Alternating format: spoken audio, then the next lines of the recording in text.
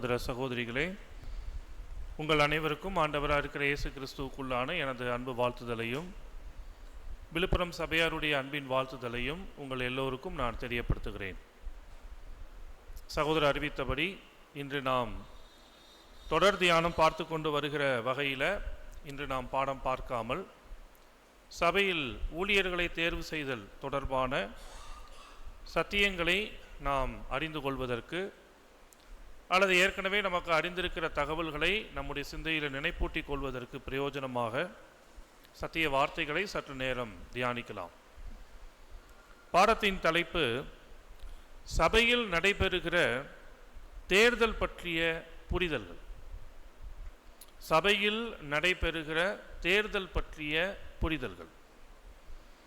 ஆதார வசனம் 1 கொரிந்தியர் 14ஆம் அதிகாரத்தில் 40வது வசனம் இந்த பாடத்திற்கான ஆதார வசனம். 1 கொரிந்தியர் 14 வசனம் 40.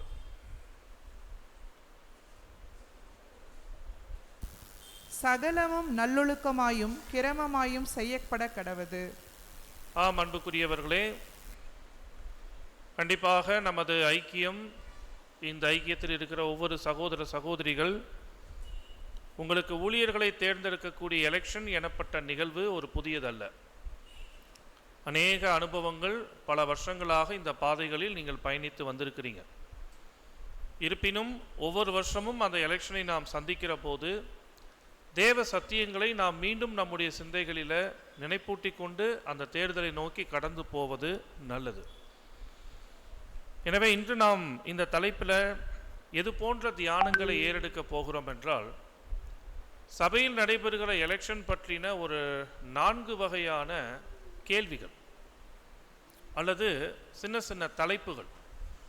அந்த தலைப்புகளுக்குள்ள இருக்கிற சத்தியம் என்ன, வேத வசனம், பரிசுத்தவான்கள் எழுத்துக்களினுடைய ஆலோசனைகள் என்ன, இதை நாம் தியானிக்கக்கூடிய வகையில் இன்றைய பாடம் காணப்படும்.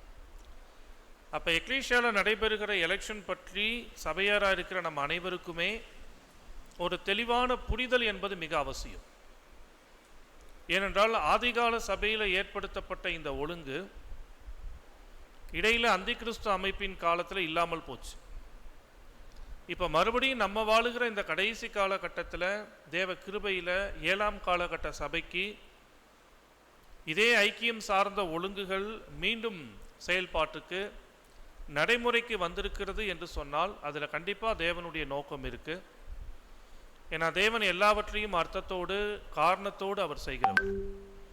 அப்போ நம்மெல்லாம் கடைசி கால சபையில் வாழ்ந்து கொண்டிருக்கிறோம் என்று சொன்னால் ஊழியர்களை தேர்வு செய்யக்கூடிய எலெக்ஷனை நாம் மிகவும் கவனத்தோடு, அந்த ஊழியத்தினுடைய ஒரு புரிதலோடு அதை நாம் எதிர்கொள்ளணும். அவ்வாறு நாம் எதிர்கொள்வதற்கு நமக்கு தேவ சத்தியம்தான் துணை. எனவே தான் இன்று நாம் இந்த ஒரு தலைப்பில் தேவ வார்த்தைகளை ஒரு 4 வித தலைப்புகள் அல்லது 4 வித கேள்விகளின் தன்மையில் தியானிக்க போகிறோம். ஆதார வசனத்தை நாம் நினைத்தால் அல்லது யோசித்தால் நம்ம எல்லாருக்குமே தெரியும், 1 கொரிந்தியர் 14:20 என்பது புது சிருஷ்டியின் வாழ்க்கையின் எல்லா விஷயங்களிலேயுமே இந்த வசனங்கள் பொருந்தும். ஏன்னா வார்த்தை ரொம்ப ஓப்பனாக இருக்கு. சகலமும் நல்லொழுக்கமாயும் கிரமமாயும் செய்யப்பட கடவது. Decently and in order. நல்லொழுக்கம் இருக்கணும், அதே நேரத்தில் கிரமம். ஒருவேளை கிரமம் என்கிற தமிழ் வார்த்தை புரிய சிரமமாக இருந்துச்சுன்னா முறைமை, அப்படி ஒரு வார்த்தையை நம்ம எடுத்துக்கலாம். ஏன்னா ஆர்டர் அப்படின்னு வருது.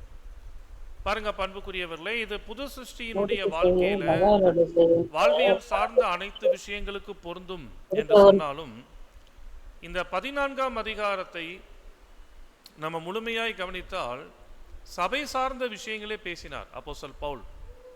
அந்த நிருபங்கள்ல சபை விஷயத்துல ஒரு கூடுகைகள் எப்படி இருக்கணும் இல்லையா, கூட்டத்தினுடைய ஒழுங்குகள் எப்படி இருக்கணும், எந்த மாதிரி செயல்கள் இருக்கக்கூடாது, இது எல்லாமே பேசிட்டு தான் கடைசியாக இப்படி ஒரு வார்த்தையை வைக்கிறதுனால எல்லா விஷயத்திலையுமே ஒரு நல்லொழுக்கம் இருக்கணும், கிரமம் இருக்கணும் என்று சொல்லுகிற வார்த்தையை நமது சபை சார்ந்த விஷயத்திற்கு பொருத்தி பார்ப்பது எப்பொழுதுமே ஒரு சிறந்த செயல். அப்போ இந்த வசனத்தை நம்ம ஆதாரமாக எடுத்துக்கொண்டு இன்று நம்ம தியானிக்க போகிற பாடத்தை நோக்கி போகலாம். போகிறதற்கு முன்பு ஒரு சின்ன அறிமுக தகவல் ரசலுடைய எழுத்துக்களில் இருந்து ரீப்ரின்ஸ் நம்பர் 1889 1889 என்கிற அந்த ஒரு ஆர்டிக்கல் புது சிருஷ்டியின் ஒழுங்கும் முறைமையும் என்கிற புக்கில் 38வது பக்கம் பேஜ் நம்பர். அதில் சில வாசகங்கள் சகோதரர் குறிப்பிட்டிருக்கிறார். அதனை இப்பொழுது சிஸ்டர்ஸ் நீங்கள் வாசிக்கலாம். மூப்பர்களை தேர்ந்தெடுக்கும் தருணமானது எப்போதுமே பயபக்தியுடன் செய்யப்படுகிறதா இருத்தல் வேண்டும். அது கர்த்தருடைய காரியமாகும் மற்றும் அது ஆழ்ந்து சிந்தித்து செயல்படுத்தப்பட வேண்டும். போதும். இந்த ரெட்லைனில் இருக்கிற வாசகங்கள் நமக்கு புரியுதுங்களா? ஒருவேளை ஆன்லைனில் இந்த பாடங்களை கவனிக்கிறவங்க இதை எப்படி அவங்க கவனிக்க முடியும், அல்லது அவங்க இதை எப்படி வாசிக்க முடியும் தெரியல. ஒருவேளை லைவாக அவங்களுக்கு டிஸ்பிளே ஆனால் அவங்க பார்த்துக்கலாம். ரொம்ப ஒரு கவனம் கொடுக்க வேண்டிய வாசகம் என்ன? மூப்பர்களை தேர்ந்தெடுக்கிற தருணம் ரொம்ப பயபக்தியோடு இருக்கணும். அதை சாதாரணமாக நினச்சிடக்கூடாது. இவங்களுக்கு வருஷம் இதே மாதிரி தான் எலெக்ஷன் நடத்துவாங்க சபையில், அது சில நேரம் சில கஷ்டங்களை உண்டு பண்ணும், மனஸ்தாபத்தை உண்டு பண்ணும், எலெக்ஷனுக்கு அப்புறம் இருக்கிற சுமூகமும் போயிடும் சபையில், இப்படியெல்லாம் கூட சிந்திக்க வாய்ப்பு இருக்குது சகோதர சகோதரிகளுக்கு. அது புதுசாக உடன்படிக்கை பண்ணி இந்த உண்மை சத்தியத்தின் பாதைக்குள்ளே வருகிறவர்களுக்கு நம்ம ஐக்கியம் சார்ந்த இந்த ஊழியர்களை தேர்ந்தெடுக்கிற எலெக்ஷன் மாத்திரம் அவங்க உடனே மனசார ஏற்றுக்கிறதுக்கு கொஞ்சம் சிரமம் இருக்கும். என்ன இது இப்படி எலெக்ஷன்னா நடத்தி ஊழியர்களை தேர்ந்தெடுக்கிறீங்க, இப்படி இல்லாமல் இருக்குது பைபிளில் என்று ஆச்சரியப்படுவாங்க. ஆனால் பாருங்கள் அன்புக்குரியவர்களே, இங்கே அருமையாக சகோதரருடைய வாசகத்தில் பார்க்குறோம். எலெக்ஷன் என்பது, சபையில் ஊழியர்களை தேர்ந்தெடுக்கிற செயல் என்பது பயபக்தியோடு இருக்கும். ஏன்னா இது நம்மளோட வேலை கிடையாது, இது கர்த்தருடைய காரியம் என்று சொல்றார். ஏன்னா சபை கர்த்தருடையது இல்லையா? அப்போது கர்த்தருடைய சபைக்குள் ஒருத்தர் ஊழிய பொறுப்புக்கு வரணும், இல்லை சிலர் ஊழிய பொறுப்புக்கு வரணும்னா அது எவ்வளோ பயபக்திக்குரியது. உண்மையிலேயே கர்த்தர் தான் அந்த சபையை நடத்துகிறார் என்று சொன்னால் சபையில் நடைபெறுகிற எலெக்ஷன் பயபக்தியோடு இருக்கும். இல்லை ஒருவேளை இது மனிதர்கள் பலத்தில் நடக்குது, மனிதர்களுடைய முயற்சியில் நடக்குது அப்படின்னா இதில் பயபக்தி காட்ட வேண்டிய அவசியம் இல்லை. ஆனால் இப்போ நம்ம ஐக்கியத்திற்குள்ள தேவ கிருபையில் இயர்லி ஒன்ஸ் நம்ம எலெக்ஷன் வைக்கிறோன்னா கண்டிப்பாக இது சபை கர்த்தருடையதாக இருக்கும், தொடர்ந்து காணப்படும் என்பதில் ஒரு நம்பிக்கை நமக்கு வருது. அப்படி என்றால் நாம் சந்திக்கக்கூடிய எலெக்ஷன், அந்த எலெக்ஷன் என்று அதை சந்தித்தால் மாத்திரம் போதாது, அதை பயபக்தியோடு அணுகணும். அடுத்து சொல்கிறாரு, அந்த எலெக்ஷனில் பங்கெடுக்கக்கூடியவர்கள் ஏனோதானோன்னு பங்கெடுக்கக்கூடாது, ஆழ்ந்து சிந்தித்து பங்கெடுக்கணும் சொல்கிறார். ஆழ்ந்து சிந்தித்து பங்கெடுக்கிறதுனா என்ன? அது பாடத்தில் இனி வரக்கூடிய ஒவ்வொரு பாயிண்ட்ஸை நம்ம தியானிக்கும் போது கற்றுக்கொள்ளலாம். இப்போ மீதி உள்ளது வாசிங்க. இக்கருத்தினை கூட்டத்தினை தலைமை தாங்கி நடத்துபவராக செயல்பட போகும் சகோதரன் அனைவருடைய மனதிலும் பதிய வைத்திட முயற்சித்திட வேண்டும். பார்த்தீங்களா, யார் எலெக்ஷன் நடத்துகிறாரோ சேர்மன் இல்லையா, அந்த ஐக்கியத்திற்கு அந்த எலெக்ஷன் நடத்தி கொடுக்க போகிற சகோதரன் அந்த காங்கிரிகேஷனுக்கு இந்த மனநிலையை முதல்ல சொல்லணும். ஒரு தேர்தலை நடத்துறதற்கு முன்பு சொல்லணும், நீங்கள் நடந்து கொள்ள போகிற இந்த எலெக்ஷன் என்பது, நீங்கள் பங்கெடுக்கிற இந்த எலெக்ஷன் என்பது பயபக்திக்குரியது, இது கர்த்தர் சம்பந்தப்பட்ட விஷயம். ஸோ இதில் நீங்கள் மிகவும் விழிப்புணர்வோடு கவனத்தோடு உங்களுடைய பங்குகளை தேவனுக்கு ஏற்ற வகையில் செயல்படுத்தணும் என்று குறிப்பிடும். அப்போ இந்த ஒரு பதிவில் தான் நமக்கு இந்த பாடத்தோட தலைப்பை வலுப்படுத்துது. சபையில் நடைபெறுகிற தேர்தல் பற்றிய ஒரு அண்டர்ஸ்டாண்டிங், ஒரு புரிதல் என்பது ஒவ்வொரு சகோதர சகோதரிகளுக்குள்ளேயும் காணப்பட்டு அதனுடைய ஒரு வெளிப்பாடாகவே தேர்தலில் அவரவர் பங்கெடுக்க வேண்டும். நல்ல ஒரு முன்னுரைக்கான, இந்த பாடத்திற்குரிய முன்னுரைக்கான தகவல் இந்த பதிவுகளில் நமக்கு கிடைக்குது. இதனை புரிந்ததோடு இப்பொழுது நம்ம ஒவ்வொரு தலைப்புகள் அல்லது ஒவ்வொரு கேள்விகளை தியானம் பண்ண கடந்து போகலாம். முதல் கேள்வி, ஏன் வருடத்தில் ஒரு முறை நமது ஐக்கியங்களில் ஊழியர்களுக்கான தேர்தல் நடத்தப்படுகிறது? இல்லையா? கேள்வி நல்லா புரிஞ்சுக்கணும். ஏன் சபையில் எலெக்ஷன் நடத்துகிறாங்க அது இல்லை கேள்வி. ஏன்னா அதில் அநேகருக்கு ஒரு திருப்தி வந்துடும். இப்போ இங்கே கேள்வி எப்படி இருக்குன்னா, ஏன் இதை இயர்லி ஒன்ஸ் நடத்துகிறாங்க? அப்படி இல்லைன்னா ஏன் அடிக்கடி எலெக்ஷன் வைக்கிறாங்க ஒரு எக்லீஷியாவில்? ஏன்னா இப்போ ஒரு வருஷம் சொல்கிறது போகிறதே தெரிய மாட்டேங்குதுல்ல. இப்போ தான் 2024 நம்ம கடந்து வந்த மாதிரி தெரியுது.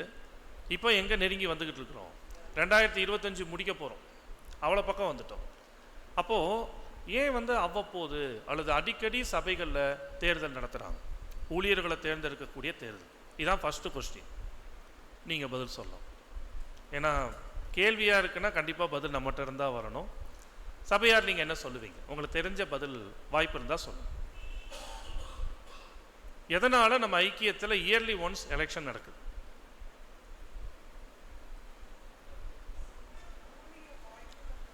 கண்டிப்பாக உங்களோட கஷ்டம் புரியுது. மற்ற ஆவிக்குரிய பாடமாக இருந்தால் தைரியமாக பதில் சொல்லிடலாம். இது எலெக்ஷனில் பதில் சொல்லி ஏதாவது கஷ்டமாயிட போகுது அப்படின்னு சொல்லி யோசிக்கிறீங்களான்னு தெரியல. அதாவது நீங்கள் ட்ரூத் என்னவோ சொல்லலாம், வேறு விஷயங்கள் வேண்டாம். நீங்கள் சத்தியத்தில் என்ன புரிஞ்சுருக்கிறீங்க? ஏன் வருஷத்தில் ஒரு தடவை எலெக்ஷன் நடக்குது சபையில்?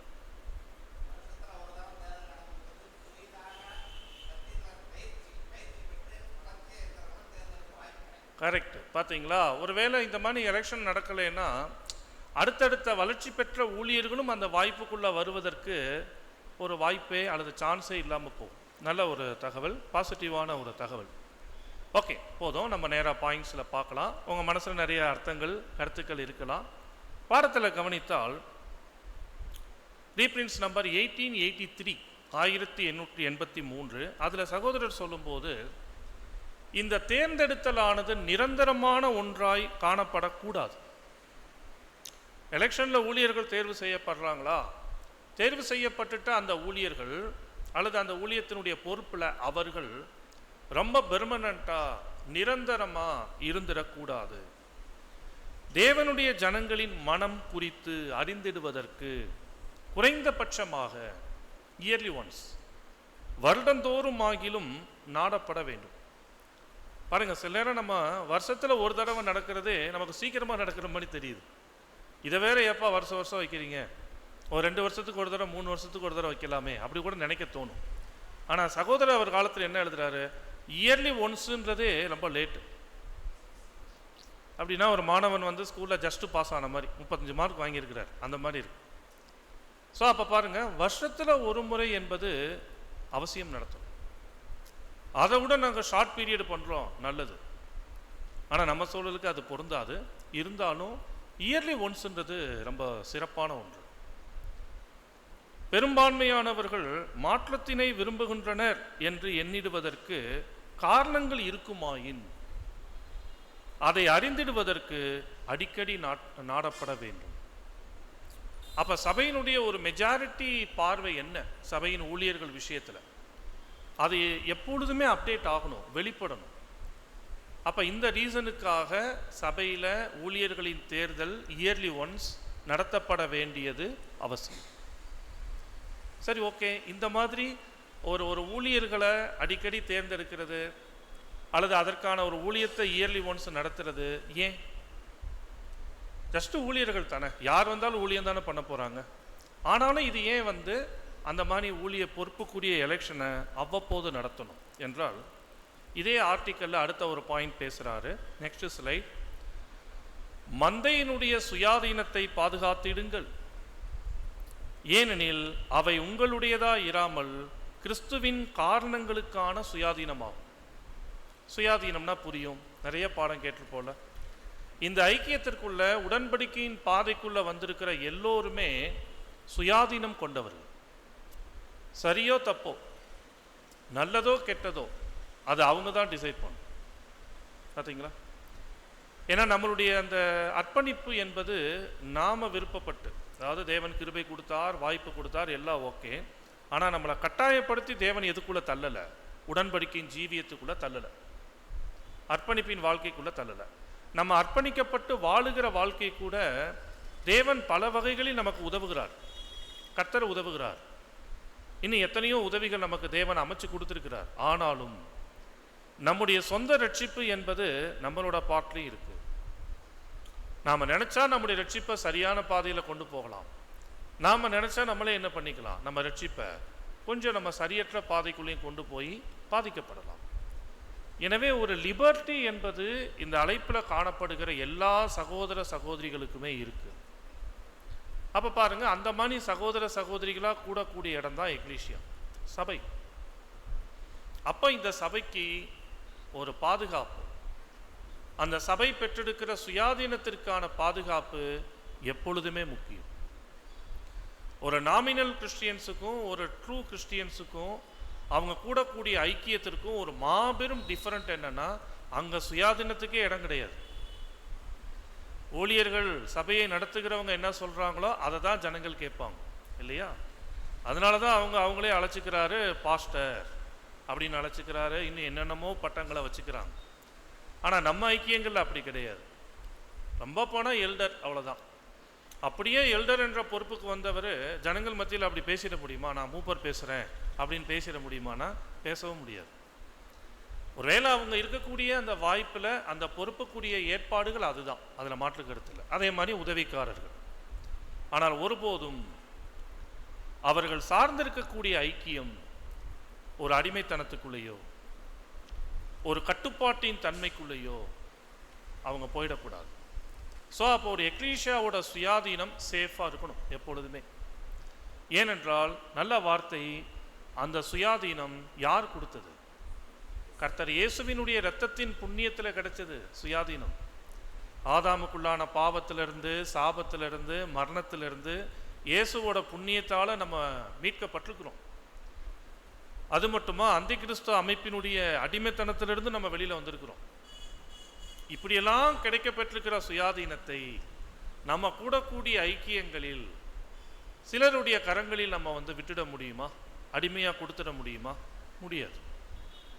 எனவே சுயாதீனம் பெற்றெடுக்கிற சகோதர சகோதரிகளுக்கு ஒருத்தர் சர்வீஸ் பண்ணணும்னா அந்த சுயாதீனம் பெற்றெடுக்கிற சகோதர சகோதரிகள் அதற்கு என்ன கொடுக்கணும்? ஆமோதிப்பு. இவர் எங்களுக்கு இந்த வேலையை செய்யட்டும், இந்த ஊழியத்தை செய்யட்டும்.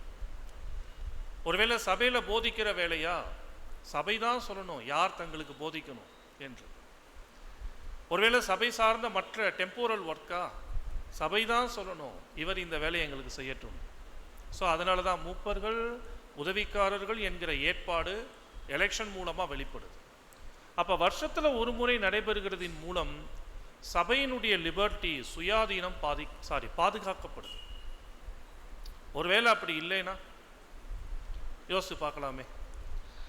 ஒருவேளை ஒரே ஒரு முறை மட்டும் எலெக்ஷன் நடந்துச்சு, ஒரு 10 வருஷத்துக்கு முன்னாடி, 15 வருஷத்துக்கு முன்னாடின்னு சொன்னால், எலெக்ஷன் என்கிற ஒரு சிஸ்டம் அல்லது அந்த ஒரு ஏற்பாடு இயர்லி ஒன்ஸ் அப்டேட் ஆகாமல் நம்ம ஐக்கியத்தில் காணப்பட்டால் நிலைமை எப்படி இருக்கும்?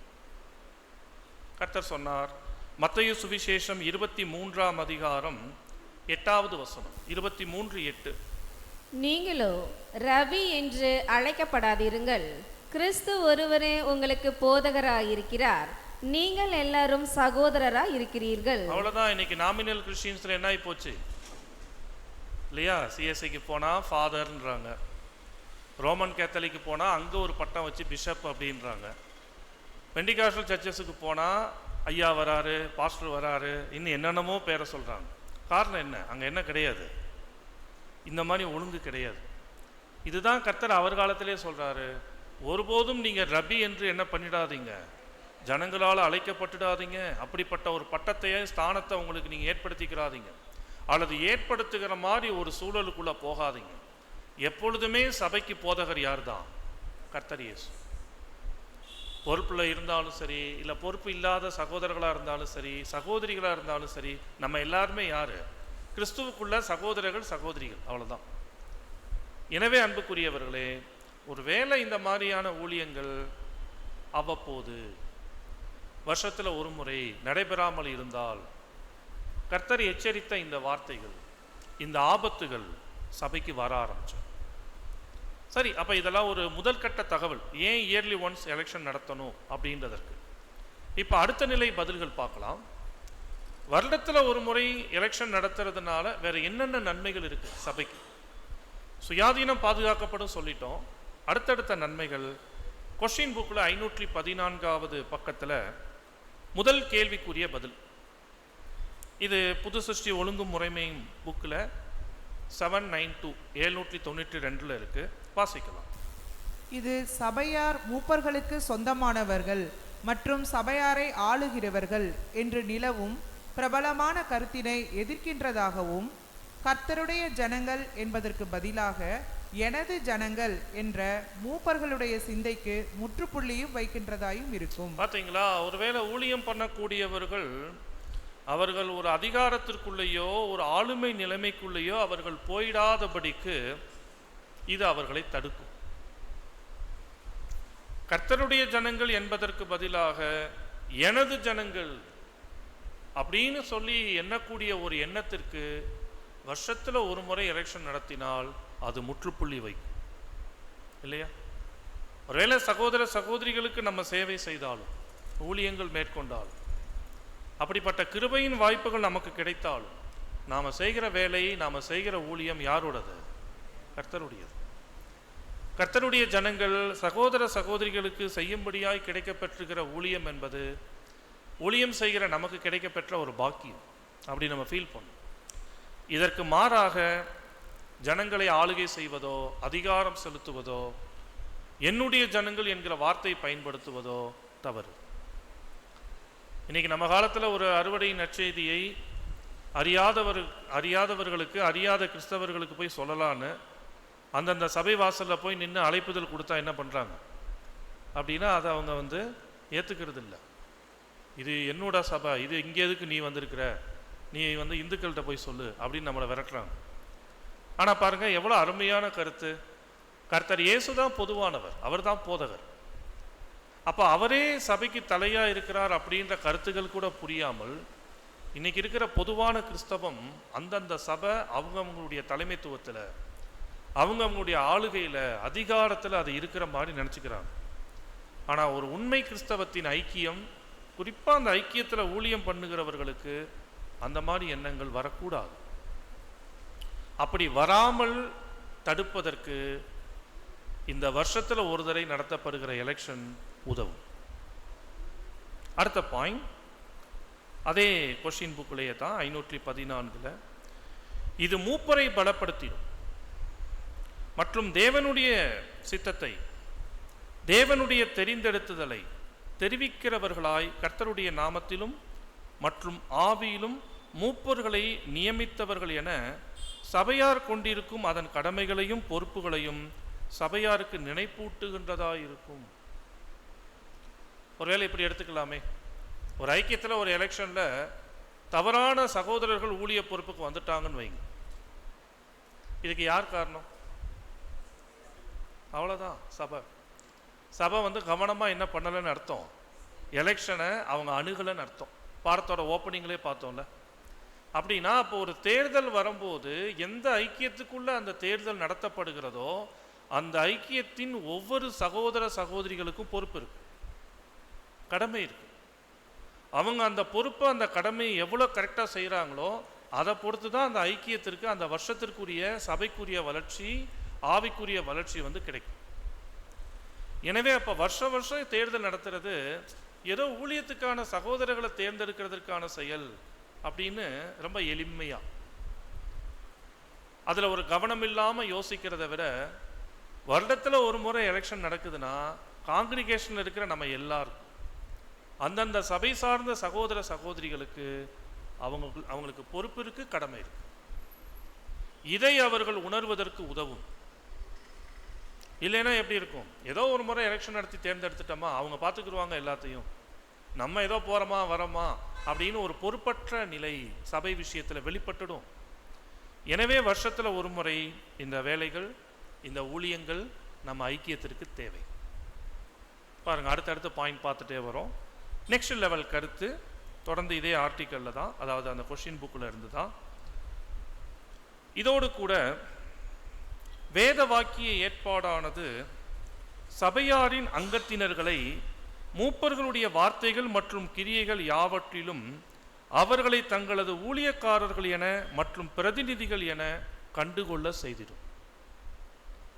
வெறுமனே இது எக்லீஷியாவுக்கு மட்டும் பாதுகாப்பு கிடையாது, வருஷத்தில் ஒரு தடவை நடக்கிறது. தேர்ந்தெடுக்கப்படுகிற ஊழியர்களுக்கும் பாதுகாப்பு இல்லையா?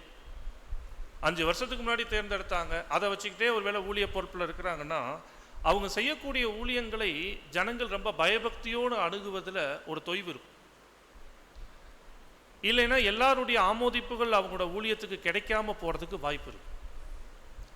இதே இது எலெக்ஷன் அப்டேட் ஆகிக்கிட்டே இருந்துச்சுன்னா, சகோதரர்களை தேர்ந்தெடுக்கட்டும், சபை யாரை விரும்புகிறாங்களோ ஏற்கனவே இருக்கிறவங்க தேர்ந்தெடுக்கட்டும், இல்லை புதுசாக சிலரை ஆட் பண்ண விரும்புகிறாங்க ஊழியர்களோடு ஆட் பண்ணட்டும், இல்லை சில மாற்றங்களை கொண்டு வர விரும்பட்டும் தேர்தலில், அது எதுவாக இருந்தாலும் சபையாரோட முடிவு.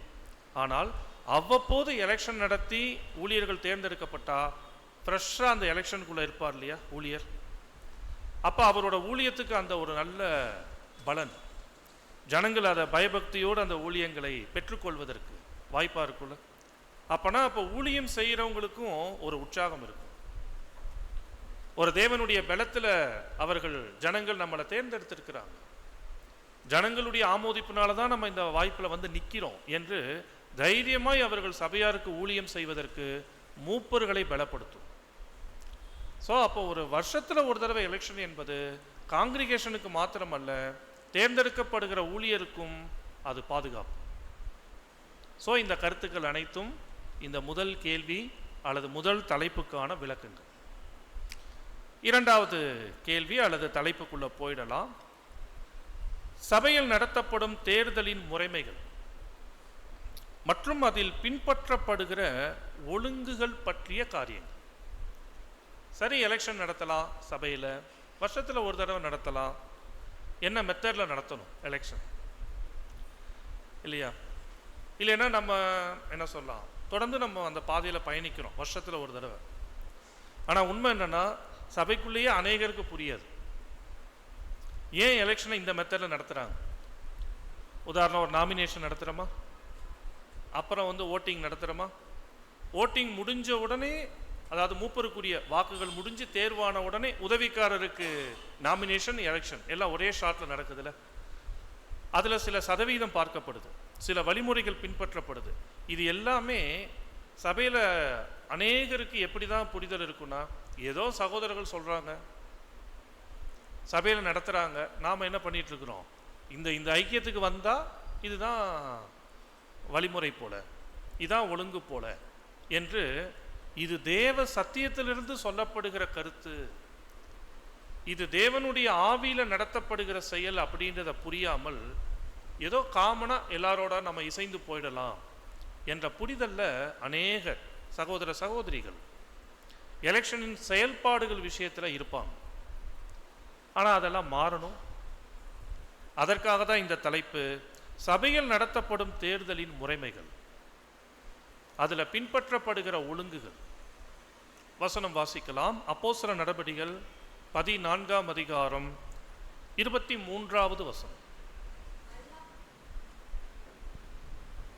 அல்லாமலும் அந்தந்த சபைகளில் அவர்களுக்கு மூப்பர்களை ஏற்படுத்தி வைத்து உபவாசித்து ஜெபம் பண்ணி அவர்கள் விசுவாசித்து பற்றி கொண்ட கர்த்தருக்கு அவர்களை ஒப்புவித்தார்கள். ஆமாம், இந்த வசனம் நம்ம எல்லாருக்கும் தெரியும்.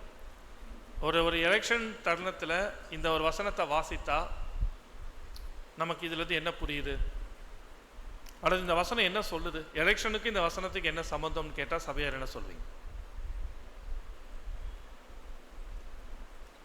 இது நீங்கள் ரொம்ப ஃப்ரீயாகவே பேசலாம், ரொம்ப ஒரு ஆழமான கருத்து தான் கிடைக்கும் நமக்கு இந்த வசனத்தில் இருந்து. அப்போஸ்தலர் 14ஆம் அதிகாரம் 23ஆம் வசனம் எலெக்ஷன் தொடர்பாக என்ன சொல்ல வருது? பரவாயில்ல, நீங்கள் ரொம்ப குழப்பத்தில் இருக்கீங்களா இல்லை என்னென்னு எனக்கு புரியல, இல்லை நான் என்ன கேட்குறேன்றது கரெக்டாக ரீச் ஆகலையான்னு கூட எனக்கு தெரியல. எலெக்ஷன் என்பது சத்தியம் என்பதற்கு இந்த வசனம் தான் ஆதாரம், பைபிள் இல்லையா? முதல்ல எலெக்ஷன் என்கிற ட்ரூத்தை பேசக்கூடிய வசனம் அப்போஸ்தலர் 14:23. ஏன்னா இந்த வசனத்தில் வருகிறது இல்லையா அந்த வார்த்தை, மூப்பர்களை ஏற்படுத்தி வைத்து. அந்த ஏற்படுத்தி வைத்து, அந்த ஏற்படுத்தி அங்கே பயன்படுத்தப்படுகிற கிரேக்க வார்த்தை, நீங்கள் நெக்ஸ்ட் ஸ்லைட் பார்த்தீங்கன்னா தெரியும், கிரீக்கில் G5500 கிரட்டோனியோ அப்படின்ற வார்த்தை. இந்த கிரட்டோனியோ என்கிற கிரேக்க வார்த்தைக்கு தான் என்ன அர்த்தம் இருக்கு? To ode by stretching out the hand, தங்கள் கரங்களை தூக்குவதின் மூலம், அல்லது தங்கள் கரங்களை அந்த ஆமோதிப்புக்காக காட்டுவதின் மூலம். இதோடு இன்னும் சில வார்த்தைகள் இருக்கு. To create or appoint by vote. ஓட்டுனால ஈஸி, வாக்கு செலுத்துவது. ஒருவேளை அந்த வாக்கு செலுத்துறதுக்கு இன்னைக்கு உலக அரசியல் மற்ற விஷயத்தில் வேற மெத்தடு ஃபாலோ பண்ணுறாங்க. ஆனால் எக்லீஷியாக்குள்ளே அது எப்படி நடத்தணும்? ஆமாம், வெளிப்படையாக கைகளை தூக்கி நடத்தப்படும். எனவே மறக்காதீங்க, அப்போஸ்தலர் 14ஆம் அதிகாரம் 23ஆம் வசனமே நமக்கு ஒரு நேரடி ஆதாரம். நம்ம சபைகளில் நடத்தப்படுகிற எலெக்ஷன் என்பது சபையாருடைய வாக்குகள் பெற்று ஊழியர்கள் தேர்வு செய்யப்பட வேண்டும் என்பதை குறிக்கக்கூடிய வசனம். இப்படி தான் எலெக்ஷன் வச்சு ஊழியர்களை தேர்ந்தெடுத்தாங்களா? ஆமாம், தேர்ந்தெடுத்தாங்க. காமனான வார்த்தை, பொதுவான வார்த்தை அப்போஸ்தலர் 14:23. அதவே பர்சனலா அப்படியெல்லாம் தேர்வு செய்யப்பட்ட நபர்களோடு எப்படியாவது வசனம் இருக்கா பைபிளில்? எங்கேயாவது அந்த மாதிரி வசனங்கள் இருக்கா என்றால் 2 கொரிந்தியர் 8ஆம் அதிகாரம் 19வது வசனம். 2 கொரிந்தியர் 8:19. அது மாத்திரமல்ல, கர்த்தருக்கு மகிமை உண்டாகவும் உங்கள் மனவிருப்பம் விளங்கவும் எங்கள் ஊழியத்தினாலே சேர்க்கப்படும் தர்ம பணத்தை கொண்டு போகையில் எங்களுக்கு வழித்துணையாய் இருக்கும்படி அவன், அதாவது தீத்து, சபைகளால் தெரிந்து ஏற்படுத்தப்பட்டவனாயும் இருக்கிறான். பார்த்தீங்களா, இங்கே ஒரு வார்த்தை இருக்கு பாருங்க. இதெல்லாம் 6வது வால்யூம்லேயே நம்ம படிச்சிருப்போம் இல்லையா? ஆரம்ப காலத்தில் நம்ம எல்லாருமே அறிந்து கொண்ட சத்தியம் இது. இருந்தாலும் இந்த வருஷத்தோட எலெக்ஷனுக்கு முன்பு இதை நம்ம நினைவுபடுத்துகிறோம். அதான் நம்ம பாடத்தோட ஆரம்பத்திலே சொன்னோம். தேர்தல் பற்றின செய்தி என்பது நமக்கு புதுசாக இருக்காது. ஆனாலும் அந்த ஊழியத்தை வருஷம் நம்ம சந்திக்கிற போது அறிந்த விஷயத்தை ஞாபகப்படுத்தி கொண்டு தேர்தலுக்குள்ள போவது நல்லது. அப்ப இந்த வசனத்தோட அறிவுறுத்தல் என்னன்னா, அப்போஸ்தலர் பவுல் கொரிந்து சபைக்கு ஒரு ஊழியரை ரெக்கமெண்ட் பண்ணி அனுப்புறார். தீத்து அப்படின்ற ஊழியக்காரர் ஒரு ஊழியத்திற்காக பொருளாதார உதவிகள், பணத்தை கலெக்ட் பண்றதுக்காக அவர் சபையா அனுப்பப்பட்டார். அப்ப கொரிந்து சபைக்கு அப்போஸ்தலர் பவுல் எழுதும் போது, தீத்துன்னு வருகிற அந்த ஊழியரை நீங்க ஏற்றுக்கொள்வதற்கு தயக்கப்படாதீங்க.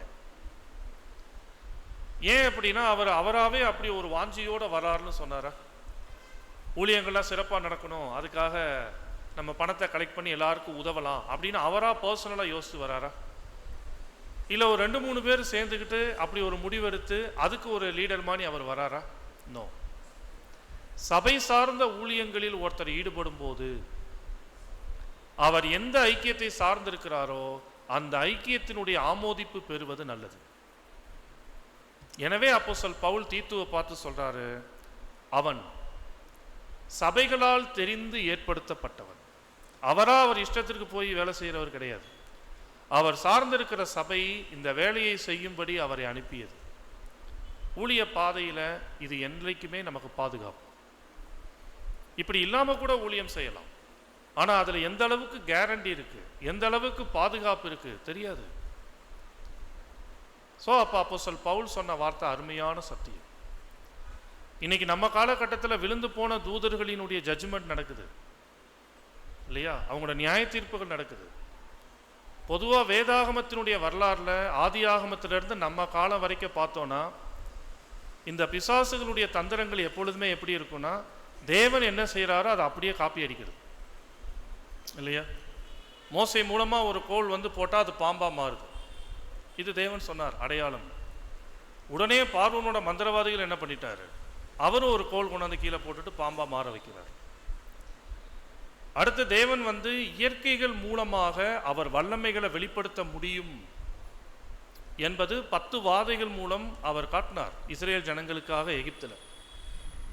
இந்த பிசாசுகளுக்கு அப்பதான் தெரியுது, அப்ப இயற்கைகளை வச்சு கூட ஜனங்கள் என்ன பண்ண முடியும், நம்ம கண்ட்ரோல் பண்ண முடியும் சொல்லிட்டு இன்னைக்கு நம்ம காலகட்டத்தில் இந்த உலகத்தை கெடுப்பதற்கு, கர்த்தருடைய வந்திருத்தலினுடைய ஆசீர்வாதங்களை உலகம் அறியாதபடிக்கு இயற்கைகளை வச்சு கூட இந்த மனுக்குலத்தை வஞ்சித்து வைத்து கொண்டிருக்கிறான்.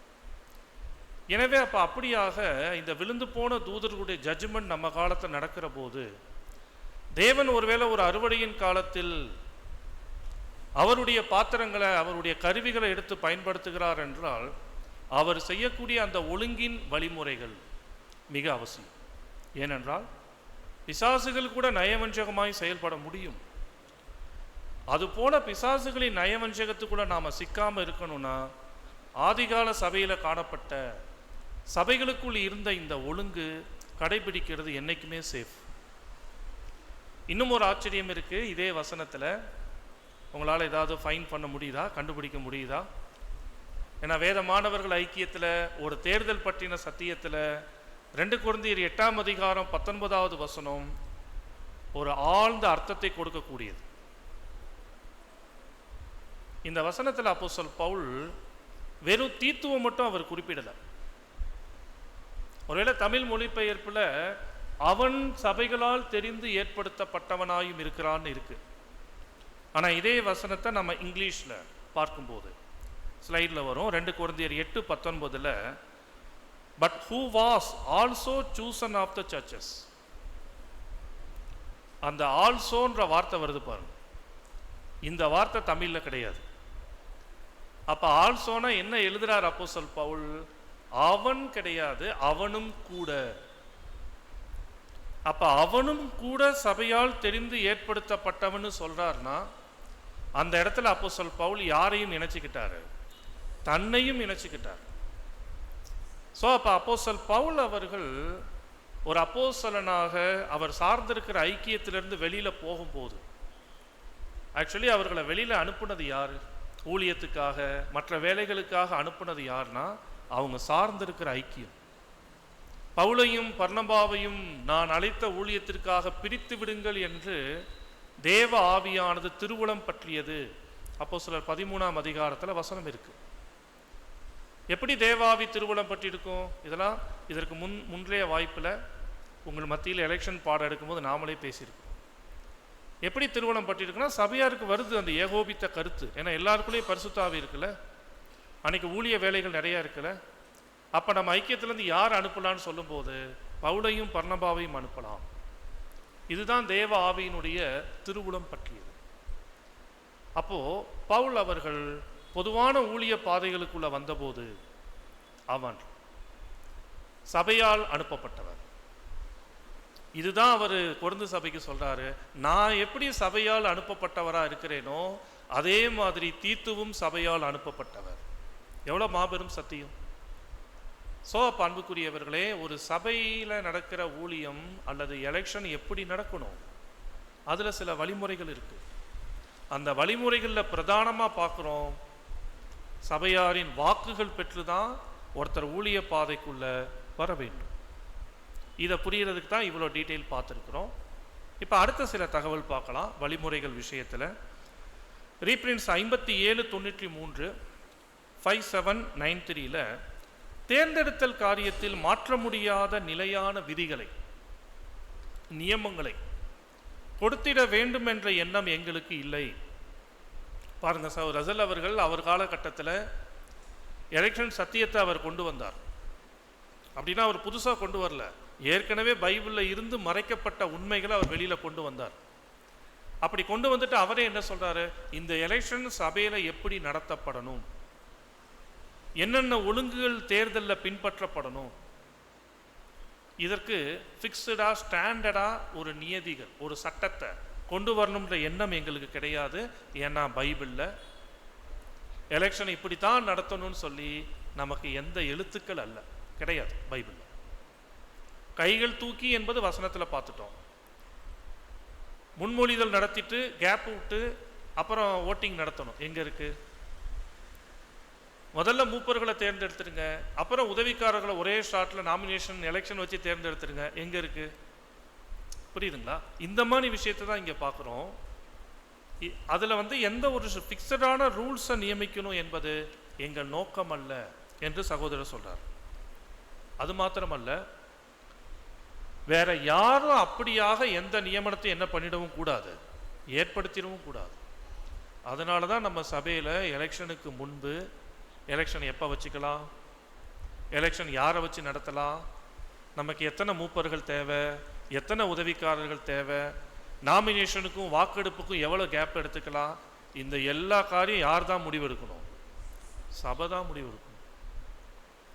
சபைக்கிட்ட அந்த விஷயத்தை வைத்து சபையினுடைய ஒப்புதல் பெற்று முடிவெடுக்கும். ஒருவேளை தேர்தலில் சில சதவீதங்கள் ஃபிக்ஸ் பண்ணுறோமா, அது கூட எக்லீஷியாட்ட விசாரித்து நம்ம ஃபாலோ பண்ணுறது ரொம்ப நல்லது. ஸோ இங்கே அருமையான கருத்து சகோதரருடைய எழுத்துக்கள். சரி, இப்போ நெக்ஸ்ட்டு பாயிண்ட்டுக்கு வரலாம். எந்த ஒரு தீர்மானிக்கப்பட்ட உறுதிப்படுத்தப்பட்ட எந்த நியமனங்கள், எந்த சட்டத்திட்டங்கள் தேர்தல் தொடர்பான நிகழ்வுகளில் கிடையாது என்பது இங்கே நமக்கு புரியுது. இப்போ அடுத்த பாயிண்ட், இது ரீப்ரின்ஸ் 59:39 5939 இருக்கு. என்ன சொல்றாரு? மூப்பர்களையும் உதவிக்காரர்களையும் ஏற்படுத்திடும் விஷயத்தில் கர்த்தருடைய ஜனங்கள் கர்த்தருடைய மனதை அறிந்து கொள்வதற்கு நாடும்படி அறிவுறுத்தப்படுகின்றனர். ஒருவேளை ஒரு நாமினேஷன் நடந்து சர்டன் டேஸ் அல்லது ஒரு வாரம் இடைவெளி விட்டு ஓட்டிங் நடக்குது. எதுக்கு? ஒரு எலெக்ஷனுக்கு முன்பு சில வாரங்கள் இல்லை மாதம் சபை என்ன முடிவெடுக்கிறாங்களோ அதான். எலெக்ஷன் தொடர்பான பாடங்களை ஸ்டடி பண்ணிட்டு தேர்தல் நடக்குது. எதுக்கு? ஒரு தேர்தல் நடத்தப்படும் போது சதவீதங்கள் பின்பற்றப்படுகிறோம். எதுக்கு? இந்த எல்லா முயற்சிகளுக்குள்ள ஒரு தலையாய நோக்கம் என்னன்னா, ஜனங்கள், சகோதர சகோதரிகள் தேவ சித்தம் என்ன, கர்த்தருடைய மனது என்ன என்பதை அவர்கள் அறிவதற்கு இந்த ஏற்பாடுகள் உதவும். இல்லைன்னா சிம்பிளா சொல்லி ஒரே நாள் எல்லாத்தையும் முடிச்சுட்டு போயிடலாம்ல, இல்லையா? எந்த அறிவிப்பும் இல்லை. இன்னைக்கு நம்ம வந்திருக்கிறோம் சபையாரா, நம்ம சபையில் ஊழியர்களை இப்போ நம்ம உடனே தேர்ந்தெடுத்துடலாம்.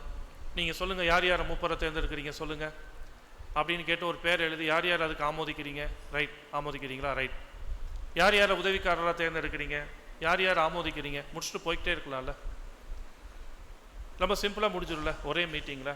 ஆனால் அப்படி நடத்தினால் தேவ சித்தம் என்ன, அந்த வருஷத்தில் தேவனுடைய சித்தம் என்னவா இருக்கு காங்கிரிகேஷன் மேலே, எப்படிப்பட்டவர்களை கொண்டு வருவதற்கு தேவன் சித்தம் வச்சிருக்கிறார் என்பதை சபை எப்படி அறிகிறது, இல்லையா? நம்ம எல்லாருக்கும் அவரவருடைய வாழ்க்கையிலேயே பெரிய பிரச்சனை, பெரிய போராட்டம் என்னன்னா தேவ சித்தத்தை கண்டுபிடிக்கிறது தானே. ஒவ்வொரு நாள்லையும் சரி, ஒவ்வொரு நிகழ்வுகள்லையும் சரி, எல்லா காரியத்திலையும் தேவ சித்தமே தான் நிறைவேறணும் தான் அர்ப்பணிச்சிருக்கிறோம். ஆனால் அந்த அர்ப்பணத்தின்படி தேவ சித்தத்தை நிதானித்து பார்க்கறதுக்கு, அறியறதுக்கு தானே நிறைய போராட்டம் இருக்கு. அப்போ கர்த்தருடைய சபை சார்ந்த விஷயத்தில் தேவ சித்தத்தை எப்படி ஒரு ஷாட்டில் கண்டுபிடிக்க முடியும்? ஸோ அதற்கு தேவன் வழி நடத்துகிற பாதைக்குள்ளே போய் தானே கண்டுபிடிக்கிறோம் நம்ம வாழ்க்கையில். இது மாதிரி தான் தேர்தல் விஷயத்தில்.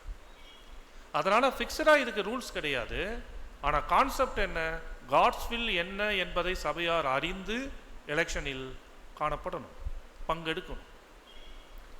பாருங்கள், இதே கருத்தை கொஸ்டின் புக்கில் எழுதும்போது 704வது பக்கம் 2வது கேள்விக்குரிய பதிலில் எழுதும்போது சொல்றாரு. சகோதரிகள் வாசிக்கலாம். தங்கள் மூப்பர்களாக யார் காணப்பட வேண்டும் என்பது தொடர்புடைய விஷயத்தில் சபை காலம் எடுத்து நிதானிக்க வேண்டும். பார்த்தீங்களா, என்ன வார்த்தை இல்லை, வெளிப்படையா இருக்குல்ல. அதனால தான் இந்த பாடத்தோட தலைப்பு எப்படி வச்சிருக்கிறோம், சபையில் நடைபெறுகிற தேர்தல் பற்றிய புரிதல்கள். இந்த புரிதல், இந்த மாதிரி எத்தனை புரிதல் கிடைக்குது இந்த சப்ஜெக்ட்ல? எலெக்ஷன் என்பது சும்மா எந்த ஒரு ப்ரீ அனௌன்ஸ்மெண்ட் இல்லாமல் நடக்கக்கூடாது.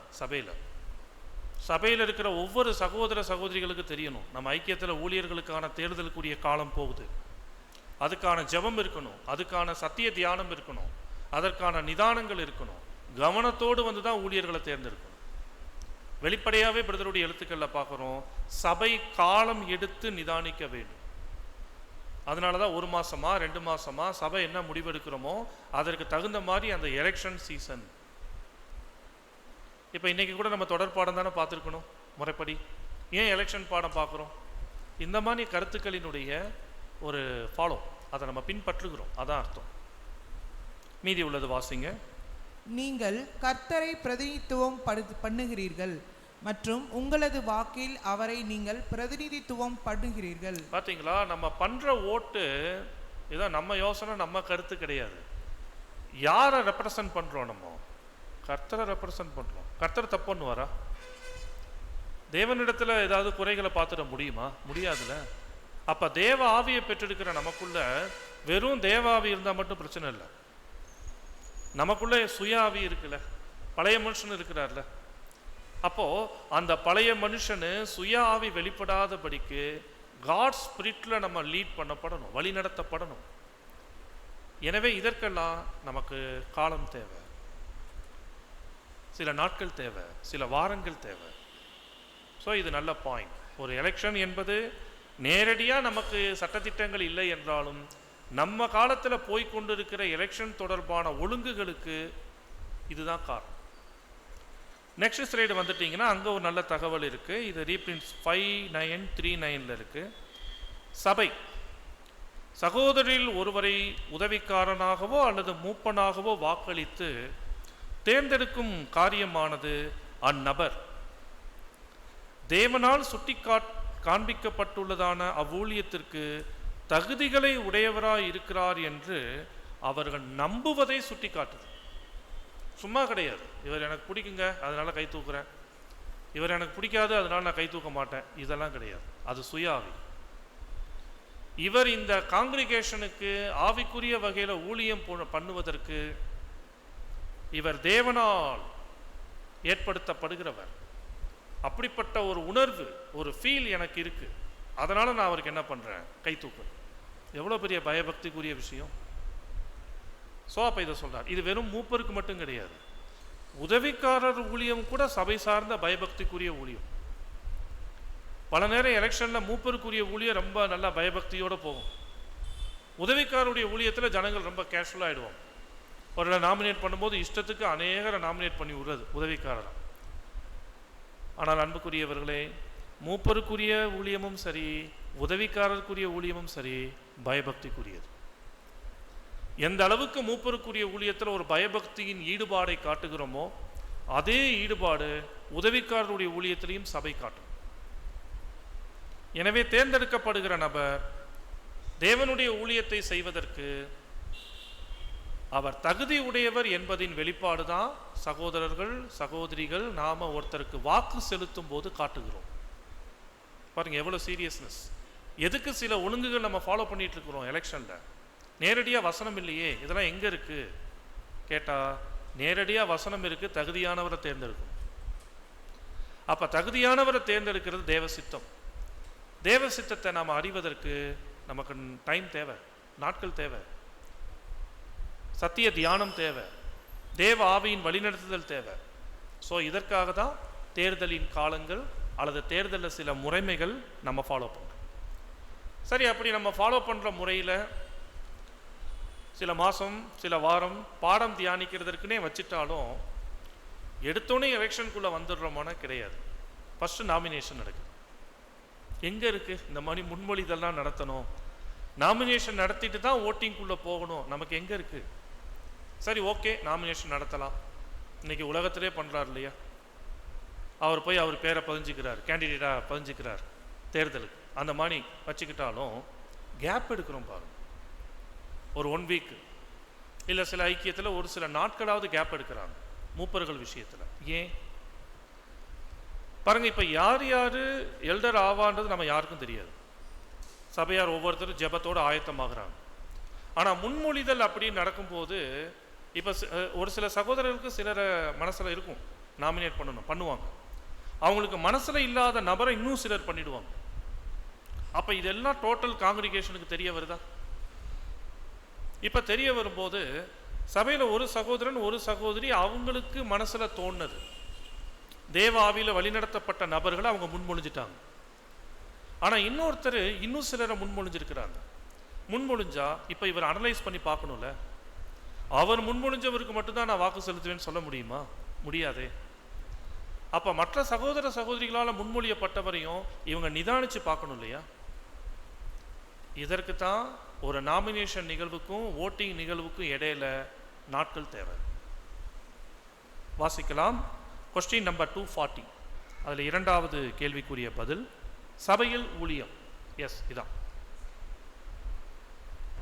சபையில் ஊழியம் புரிவதற்கான தேர்ந்தெடுத்தலுக்காய் முன்மொழியப்பட்டவர்களை குறித்து அதிகமாய் கருத்து பரிமாறுவது சரி என்பது என்னால் ஏற்றுக்கொள்ள முடியாததாகும். ஆமா, இந்த பகுதியில் இருக்கிற ஷார்ட் கருத்தை மட்டும் எடுத்திருக்கிறோம், சுருக்கத்தை மட்டும் எடுத்திருக்கிறோம்.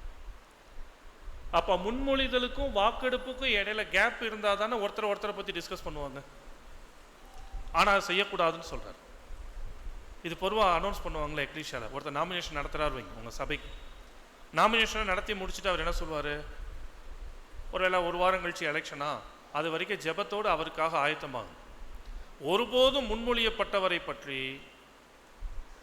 ஒருத்தருக்கு ஒருத்தர் என்ன பண்ணக்கூடாது, டிஸ்கஸ் பண்ணக்கூடாது. அப்படி கருத்தும் பரிமாறுவது என்னால் ஏற்றுக்கொள்ள முடியாது, அது சரியான செயல். இதை பிரதர் ரொம்ப தெளிவாக சொல்றார். சில நேரங்களில் ரசூலுல்லாஹ்வுடைய எழுத்துக்களையே சிலர் எப்படி தப்பாக புரிஞ்சுக்கிறாங்கன்னா, ஒருவேளை சபையில் இருக்கக்கூடிய சில சகோதர சகோதரிகள் புதுசாக வந்திருக்கலாம், அவங்க எலெக்ஷனில் பங்கெடுக்கலாம், ஆனால் அவங்களுக்கு இங்கே இருக்கிற எல்லாரையும் பற்றி தெரியாது. அப்போ அவங்க யாருக்கு கை தூக்குறது அப்படின்னா, அவங்களுக்கு நம்பிக்கைக்குரியவங்க யாருக்கு கை தூக்குறாங்களோ அவங்கள பார்த்து நீங்களும் என்ன பண்ணிடுங்க, கை தூக்கிடுங்க. இந்த கருத்துக்கள் நம்ம கேள்விப்பட்டிருப்போம் இல்லையா, கொஷின் புக்கிலே நமக்கு இருக்குது எலெக்ஷன் தொடர்பான விஷயத்தில். ஆனால் அன்புக்குரியவர்களே, அந்த செயல் ஓட்டிங்கில் பார்த்து கை தூக்குங்கன்னா சொல்லியிருப்பார்.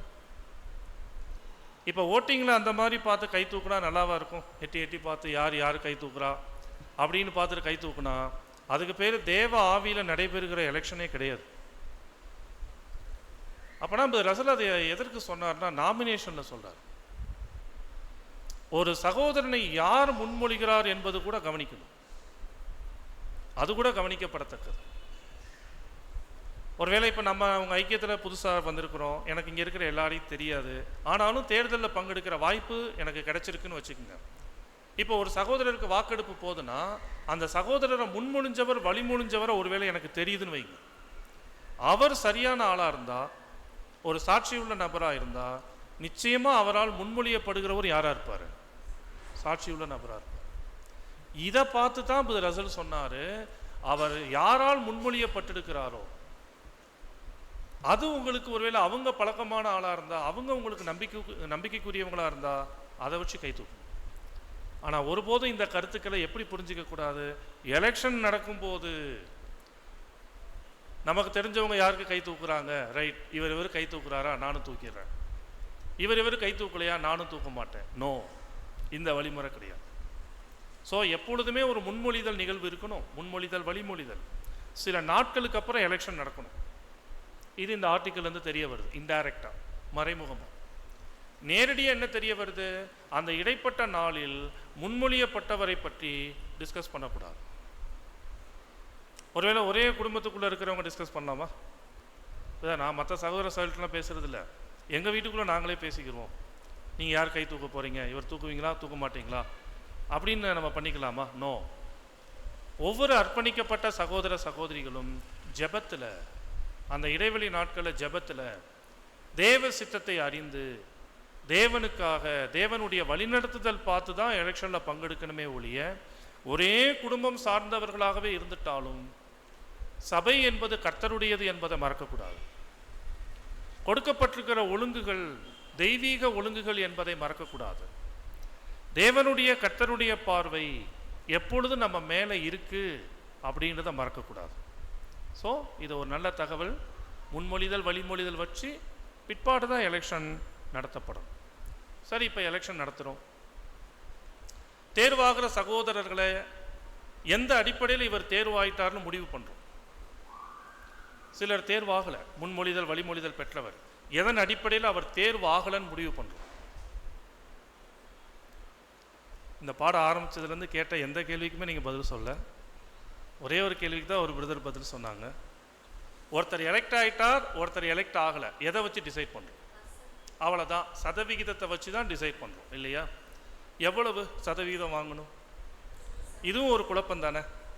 போன இயர் எடுத்தோன்னு நினைக்கிறேன், அந்த பெரும்பான்மையாக இருப்பது போதுமானதல்ல பாடத்தில் டீட்டெயில்டாக பார்த்தோம். அதனால் அதை பற்றி நம்ம அதிகம் பேச வேண்டாம். நிறைய இருக்குது. ஒரு 100 பேர் அடங்கின ஐக்கியத்தில் 51 மெஜாரிட்டி தான். ஆனால் போதுமா 51? 51 ஒருத்தர் தேர்வாகிறார்னா 49 பேருக்கு அவர் தேர்வாகிறதுல விருப்பம் இல்லைன்னு அர்த்தம். ஸோ அப்போ ஒரு ஏகோபித்த முடிவு வரணும் சபையில். அந்த ஏகோபித்த முடிவுக்கு முதல்ல நேரடியாக அந்த தேர்தலோட ரிசல்ட்டில் ஒரு முக்கால்வாசி, ஒரு 75% அவருக்கு என்ன கிடைக்கணும், ஆமோதிப்பு கிடைக்கணும். ரீப்ரிண்ட்ஸ் நம்பர் 5793 5793 பார்க்குறோம். கூடுமான மட்டும் தேர்ந்தெடுத்தலானது ஏக மனதுடன் காணப்படணும். ஒரு சகோதரனுக்கு சபையாரில் 75 அல்லது இதற்கும் அதிகமான சதவீதமான பேர்கள் ஆதரவு கொடுக்காத பட்சத்தில் அந்த ஊழியத்தினை, அந்த பணியினை அவர் ஏற்றுக்கொள்வது ஞானமற்றதா இருக்கும் என்பதுதான் எங்கள் கருத்து. ஒருவேளை சகோதரருடைய கருத்தை நம்ம ஏற்றுக்க மனசார்ந்தா ஏற்றுக்கலாம், இல்லை சபையாக சேர்ந்து நம்ம மாற்றம் பண்ண விரும்புகிறோன்னு வைங்க. அப்படி மாற்றம் பண்ணோன்னா கொஞ்சம் கூடுதலாக மாற்றம் பண்ணால் நல்லது. சபைக்கு குறைச்சோன்னா அது அவ்வளோ ஆரோக்கியம் இல்லை. ஆனால் சபை முடிவு தான். ஒன்று ரசன் முன்னாடியே சொன்ன மாதிரி ஃபிக்ஸ்டாக நியமனங்களை யாரும் ஏற்படுத்தலாம், ரைட்ஸ் கிடையாது. ஆனால் கான்செப்டை புரிஞ்சுக்கணும். ஒரு பெரும்பான்மையானவர் கூட ஒரு ஆதரவு கொடுக்கலன்னா தேர்வாகிறவர் என்ன நம்பிக்கையில் சர்வீஸ் பண்ணுவார் சபைக்கு? அவருடைய தகுதி இல்லை அல்லது அவர் மேலே அதிருப்தியாக இருக்கிறவங்க அவர் ஊழியத்தை எப்படி பெற்றுக்கொள்வார்? ஸோ அப்போது ஒரு முன்மொழிதல் வழிமொழிதல் அப்படி எலெக்ஷன் ப்ராசஸ் நடக்குது என்று சொன்னால் 75% என்பது மஸ்ட். நெக்ஸ்ட் பாயிண்ட், ஒருவேளை ஒருத்தர் 70 கடந்துட்டார், 73 வாங்கிட்டார், 72 வாங்கிட்டார், 75 வாங்கலைன்னா அவங்களுக்கு என்ன பண்ணுறோம்? ஒரு ரீ எலெக்ஷன் அல்ல, ரீ ஓட்டிங் நம்ம வைக்கிறோம் இல்லையா? அந்த பாயிண்ட் கொஸ்டின் புக் 244 இருக்குது. முதல் கேள்விக்கு பதில், ஒருவர் இந்த சதவிகிதமான விதிக்கு, விதினா இந்த விதி யார் நியமித்தது? சபையெல்லாம் சேர்ந்து. அதை எலெக்ஷன் நடத்துகிறவங்க சொல்லுவாங்க, உங்கள் ஐக்கியத்தில் நடத்த போகிற எலெக்ஷனில் நாங்கள் 75% நாங்கள் ஃபாலோ பண்ணுற போகிறோம், உங்களுக்கு ஓகேவான்னு கேட்பாங்க. சபை ஓகேனா அவர் அதை ஃபாலோ பண்ணுவார். அப்படி சபையாக சேர்ந்து ஏற்படுத்திட்ட அந்த ஒழுங்குக்கு கொஞ்சம் கிட்ட எட்டியும் முழுமைக்கு வரவில்லை என்றால் அவர் அடைந்த வாக்கு சதவிகிதத்தை கருத்தில் எடுத்துக்கொண்டு மீண்டும் வாக்கெடுங்கள். தேர்வாகாதவர் எல்லாத்திற்கும் இன்னொரு தடவை ரீஓட்டிங் போகலாம். நோ நோ நோ, அவர் பெற்ற வாக்கு சதவிகிதத்தை கவனத்தில் எடுத்து, ஒருவேளை அவர் ரொம்ப பக்கத்தில் வந்துட்டார், 75க்கு பக்கத்தில் வந்துட்டார் என்றால் அது போன்ற நபருக்கு ஒரு மறு வாக்குப்பதிவு போவது தவறல்ல. ஆனால் ரீஓட்டிங் எத்தனை தடவை நடத்தணும்? ஒரே ஒரு தடவை. ஏன்? பக்கம் வந்துட்டார், தேர்வாகலை, ஒரு முறை நடத்துகிறோம். அப்போ நல்லபடியாக ரீச் ஆகிட்டாரா 75 தேர்வு, ரீச் ஆகலையா அமைதியாக விட்டுறணும். மறுபடியும் ரீஓட்டிங் வச்சுக்கிட்டு இருந்தா இது தேவ சித்தமாக நம்ம முழுசாக ஏற்றுக்கொள்வதில் சிரமம் இருக்கு. அப்போ இது எல்லாமே, இது வரைக்கும் பார்த்த எல்லாமே தேர்தலில் நம்ம பின்பற்றப்படுகிற நடைமுறைகள். பல தகவல்கள் பார்த்துட்டோம். இன்னும் அடுத்தடுத்த கேள்வி இருக்குது, அதனால் ஸ்பீடாக போயிடலாம். 3வது கேள்வி அல்லது தலைப்பு, மூப்பர் மற்றும் உதவிக்காரர்களாகிய ஊழியர்களுக்குரிய தகுதிகளின் வேறுபாடு, அதை எவ்வாறு கண்டறிவது? பல நேரம் இது நமக்கு சிக்கலாக இருக்கும்ல. சகோதரரை மூப்பராக பார்க்கறதா இல்லை உதவிக்காரராக பார்க்கறதா எலெக்ஷனில்? சில நேரம் சிலர் என்ன ஐடியாவில் இருப்பார்னா, ரெண்டுத்துக்கும் ஆளை நாமினேட் பண்ணி விடுவோம், ஏதோ ஒன்று அவர் தேர்வாகிறார் பார்த்துக்குருவோம் அப்படின்னு சொல்லிட்டு ஃபஸ்ட்டு மூப்பர்னு கை தூக்கிடுவாங்க, இல்லையா உதவிக்காரன் கை தூக்கிடுவாங்க. பாருங்கள், இதில் கூட தெளிவு வேணும். அதனால தான் எப்பொழுதும் நம்ம தேர்தலில் பங்கெடுக்கிற போது அல்லது தேர்தலில் பங்கெடுக்கிறதுக்கு நம்ம ஆயத்தமாகிற போது சகோதரர்களை மனசில் வச்சு ஆயத்தமாகக்கூடாது. ஏன்னா நம்ம சகோதரர்களை மனசில் வச்சாலே அந்த இடத்துலையும் நம்மளோட செல்ஃப், நம்மளோட சுய அங்கே முன்னாடி வந்துருச்சுன்னு அர்த்தம் இல்லையா? அப்போ சில சகோதரர்கள் நம்ம மனசில் நினைப்போம் இல்லையா, நினைக்கும் போது என்ன வந்துருச்சு, அங்கே நம்மளோட வில், நம்மளோட சித்தம் வந்துருக்கு. அதனால நம்ம வைக்க வேண்டியது ட்ரூத், சத்தியம். மூப்பருக்குரிய தகுதி என்ன, அந்த தகுதிகளை புரிஞ்சுக்கிட்டு இப்போ நம்ம ஐக்கியத்துக்கு மத்தியில் நம்ம புரிந்து கொண்ட அந்த தகுதிகளை ஒரு ஸ்கேனிங் மாதிரி கொண்டு போனால் பர்ஃபெக்டாக யாரும் இருக்க மாட்டாங்க இல்லையா? இருந்தாலும் பேரே மூப்பர்லாம் மூத்தவர்னு அர்த்தம். அப்போ நம்மளை விட ஆவிக்குரிய விஷயத்தில், குணலட்சண விஷயத்தில், பலியின் ஜீவியத்தில் யார் மூத்தவராக இருக்கிறார், அது அங்கே தெரிய வரும். அப்படி தெரிய வரும்போது தான் சபை எத்தனை மூப்பர் வேணும்னு சொல்லி எண்ணிக்கையெல்லாம் நம்ம கலந்து பேசியிருப்போம் இல்லையா? அப்போ அந்த எண்ணிக்கை அடிப்படையில் எத்தனை சகோதரர்கள் மேம்பட்டு இருக்கிறார்கள் எனக்கு புரிஞ்சிருக்கிற சத்தியத்தின்படி. தேவ ஆவியின்படி எத்தனை சகோதரர்கள் மேம்பட்டு இருக்கிறார்கள், அத்தனை சகோதரர்களை கண்டறியலாம். இதற்கு மாறாக சத்தியத்தை இரண்டாம் பட்சமாக்கிட்டு நம்மளோட பார்வையை முதல் இடத்துல கொண்டு வந்துட்டு நம்ம வச்சா அது அவ்வளவு ஆரோக்கியம் கிடையாது. ஒருவேளை மூப்பர் உதவிக்காரருடைய தகுதிகள் விஷயத்தை பொறுத்தளவு பைபிளில் நிறைய வசனம் இருக்கு. 1 தீமோத்தேயு 3ஆம் அதிகாரத்தில் 1 முதல் 12 வசனங்கள் காமன் மூப்பர் உதவிக்காரருடைய விஷயத்தில். இதை குறித்து ஒருவேளை அந்த முழு வசனங்கள் நம்ம வாசிக்க வேண்டாம், நேரடியாக பாயிண்ட்டுக்கு போயிடலாம். டிஃபரெண்ட் எப்படி கண்டுபிடிக்கிறது, ஒருத்தர் மூப்பர் ஒருத்தர் உதவிக்காரர்னு வேறு பிடித்து சபை எப்படி அறிவது? ரீப்ரின்ஸ் 53:46 சகோதரர் சொல்லும்போது, ஒவ்வொரு சபையில் உள்ள மூப்பர்கள் மற்றும் உதவிக்காரர்களை பொறுத்த மட்டில் அவர்கள் அந்தந்த சபையாரால் வேதாகமத்தின் அறிவுரைகளுக்கு ஏற்ப தங்கள் மத்தியில் இருந்து தேர்ந்தெடுக்கப்பட வேண்டும். பாயிண்ட் மீண்டும் நமக்கு காமனாக வருது. மூப்பராக இருக்கட்டும் உதவிக்காரராக இருக்கட்டும், ஒருத்தரை மூப்பராக தேர்ந்தெடுக்கிறது சபை தான், வேறொருத்தரை உதவிக்காரராக தேர்ந்தெடுக்கிறது யார் தான்? சபை தான். அப்போ சபை என்ன பொறுப்பில் ஒருத்தரை தேர்வு செய்து கொடுக்குதோ அந்த பொறுப்பில் அவர் இசைந்திருக்கணும். சபை தேர்ந்தெடுக்காத ஒரு பொறுப்பை, வேலையை ஒரு சகோதரன் ஒரு சகோதரியோ செய்வதற்கு முற்படக்கூடாது. அடுத்தது, அந்த சபை அவர்களை தேர்ந்தெடுக்கும் போது வேதாகமத்தின் அறிவுரைக்கு ஏற்பதான் செய்யணும். அப்போ அதான் நம்ம கேட்குறோம், வேதாகமம் என்ன நமக்கு அறிவுரை கொடுக்குது? மூப்பர்களை எப்படி கண்டுபிடிக்கிறது? உதவிக்காரர்களை எப்படி கண்டுபிடிக்கிறது? பைபிள் கொடுக்கிற அறிவுரைகள் என்ன? தொடர்ந்து ரீப்ரின்ஸ் 59:81 59:81 ஒவ்வொரு சபையாரிலும் உள்ள ஒவ்வொரு அங்கத்தினனும் மூப்பர் மற்றும் உதவிக்காரர்களுக்கு வாக்கு செலுத்திடும் விஷயத்தில் வாக்கு செலுத்துவதற்கு முன்பு தான் வாக்களிக்கும் நபரின் அல்லது நபர்களின் தகுதிகளை தேவைப்பட்டா எண்ணி பார்க்க கடவன். அப்படி இருக்கா? வாக்களிக்கக்கூடிய சகோதரனோட தகுதியை சபை எப்படி எண்ணி பார்க்கணும்? மஸ்ட், கண்டிப்பா சபை எண்ணி பார்க்கணும். ஏன்னா இந்த தகுதிகள் தான் நமக்கு பிரிச்சு காட்டுது யார் மூப்பர் யார் உதவிக்காரர். இல்ல சகோதரர்களுக்கு மத்தியிலிருந்து யாரை இந்த பொறுப்புகளுக்கு கொண்டு வரலாம், யாரை பொறுப்புக்கு கொண்டு வராம அமைதியா விடலாம். இது எல்லாமே எதன் அடிப்படையில் தான் நடக்கணும்? தகுதிகள் அடிப்படையில் தான் நடக்கும். ஸோ எவ்வளோ அருமையான வார்த்தை. இந்த தகுதிகள் பற்றி இதே ரீப்ரின்ஸில் சில லிஸ்ட் அவுட் பண்ணுறார் ரசல். 1 by 1 நானே சொல்கிறேன், ஸ்லைடு நீங்கள் ஒவ்வொன்றா காட்டிக்கிட்டே வாங்க. ஃபஸ்ட்டு, வேதாகமத்தின் அடிப்படையான சத்தியங்கள் பற்றிய அறிவில் அவரோட ஃபெய்த் என்ன, விசுவாசம் என்ன? சரியாக இந்த காலத்தில் தேவன் வெளிப்படுத்தியிருக்கிற சத்தியத்தில் ஏற்ற விசுவாசம் உடையவரா? சபையில் இருக்கிற எல்லாருக்கும் அது வராது, வரணும், வந்திருக்காது. ஆனால் ஒருத்தரை ஊழியராக தேர்ந்தெடுக்கும் போது அவருக்குள் அடிப்படை சத்தியங்களின் விசுவாசம் என்பது மிக அவசியம். இரண்டாவது, சத்தியத்தை சரியாக புரிந்து கொண்டு மற்றவர்களுக்கு போதிப்பதற்கு ஏதுவாக வாக்களிக்கப்பட்டவர் சத்தியத்தை தெளிவாய் புரிஞ்சிருக்கிறாரா? அவர் அறிந்திருக்கிறார், மற்றவங்களுக்கு அவர் போதிக்க முடியுமா? அப்படின்னா மற்றவங்களுக்கு போதிக்கணும்னா தெளிவு வேணும் இல்லையா? ஒருத்தட்ட ஒரு விஷயத்தை பேசும்போது நமக்கே புரிதல் இல்லைன்னு வைங்க, நம்ம பேசுறது அவங்களுக்கு புரியுமா? புரியாது. ஸோ ரொம்ப தெளிவு இருக்கணும் ட்ரூத்தில். வெறும் ஃபெய்த் இருந்தால் மட்டும் போதாது, அந்த விசுவாசத்தை வெளிப்படுத்தக்கூடிய ஒரு கிளாரிட்டி இருக்கணும். மூணாவது விஷயம் சொல்றாரு, அவர் தன்னை கர்த்தருக்கு தத்தம் செய்துள்ளாரா? இது ரொம்ப ஃபண்டமெண்டல்.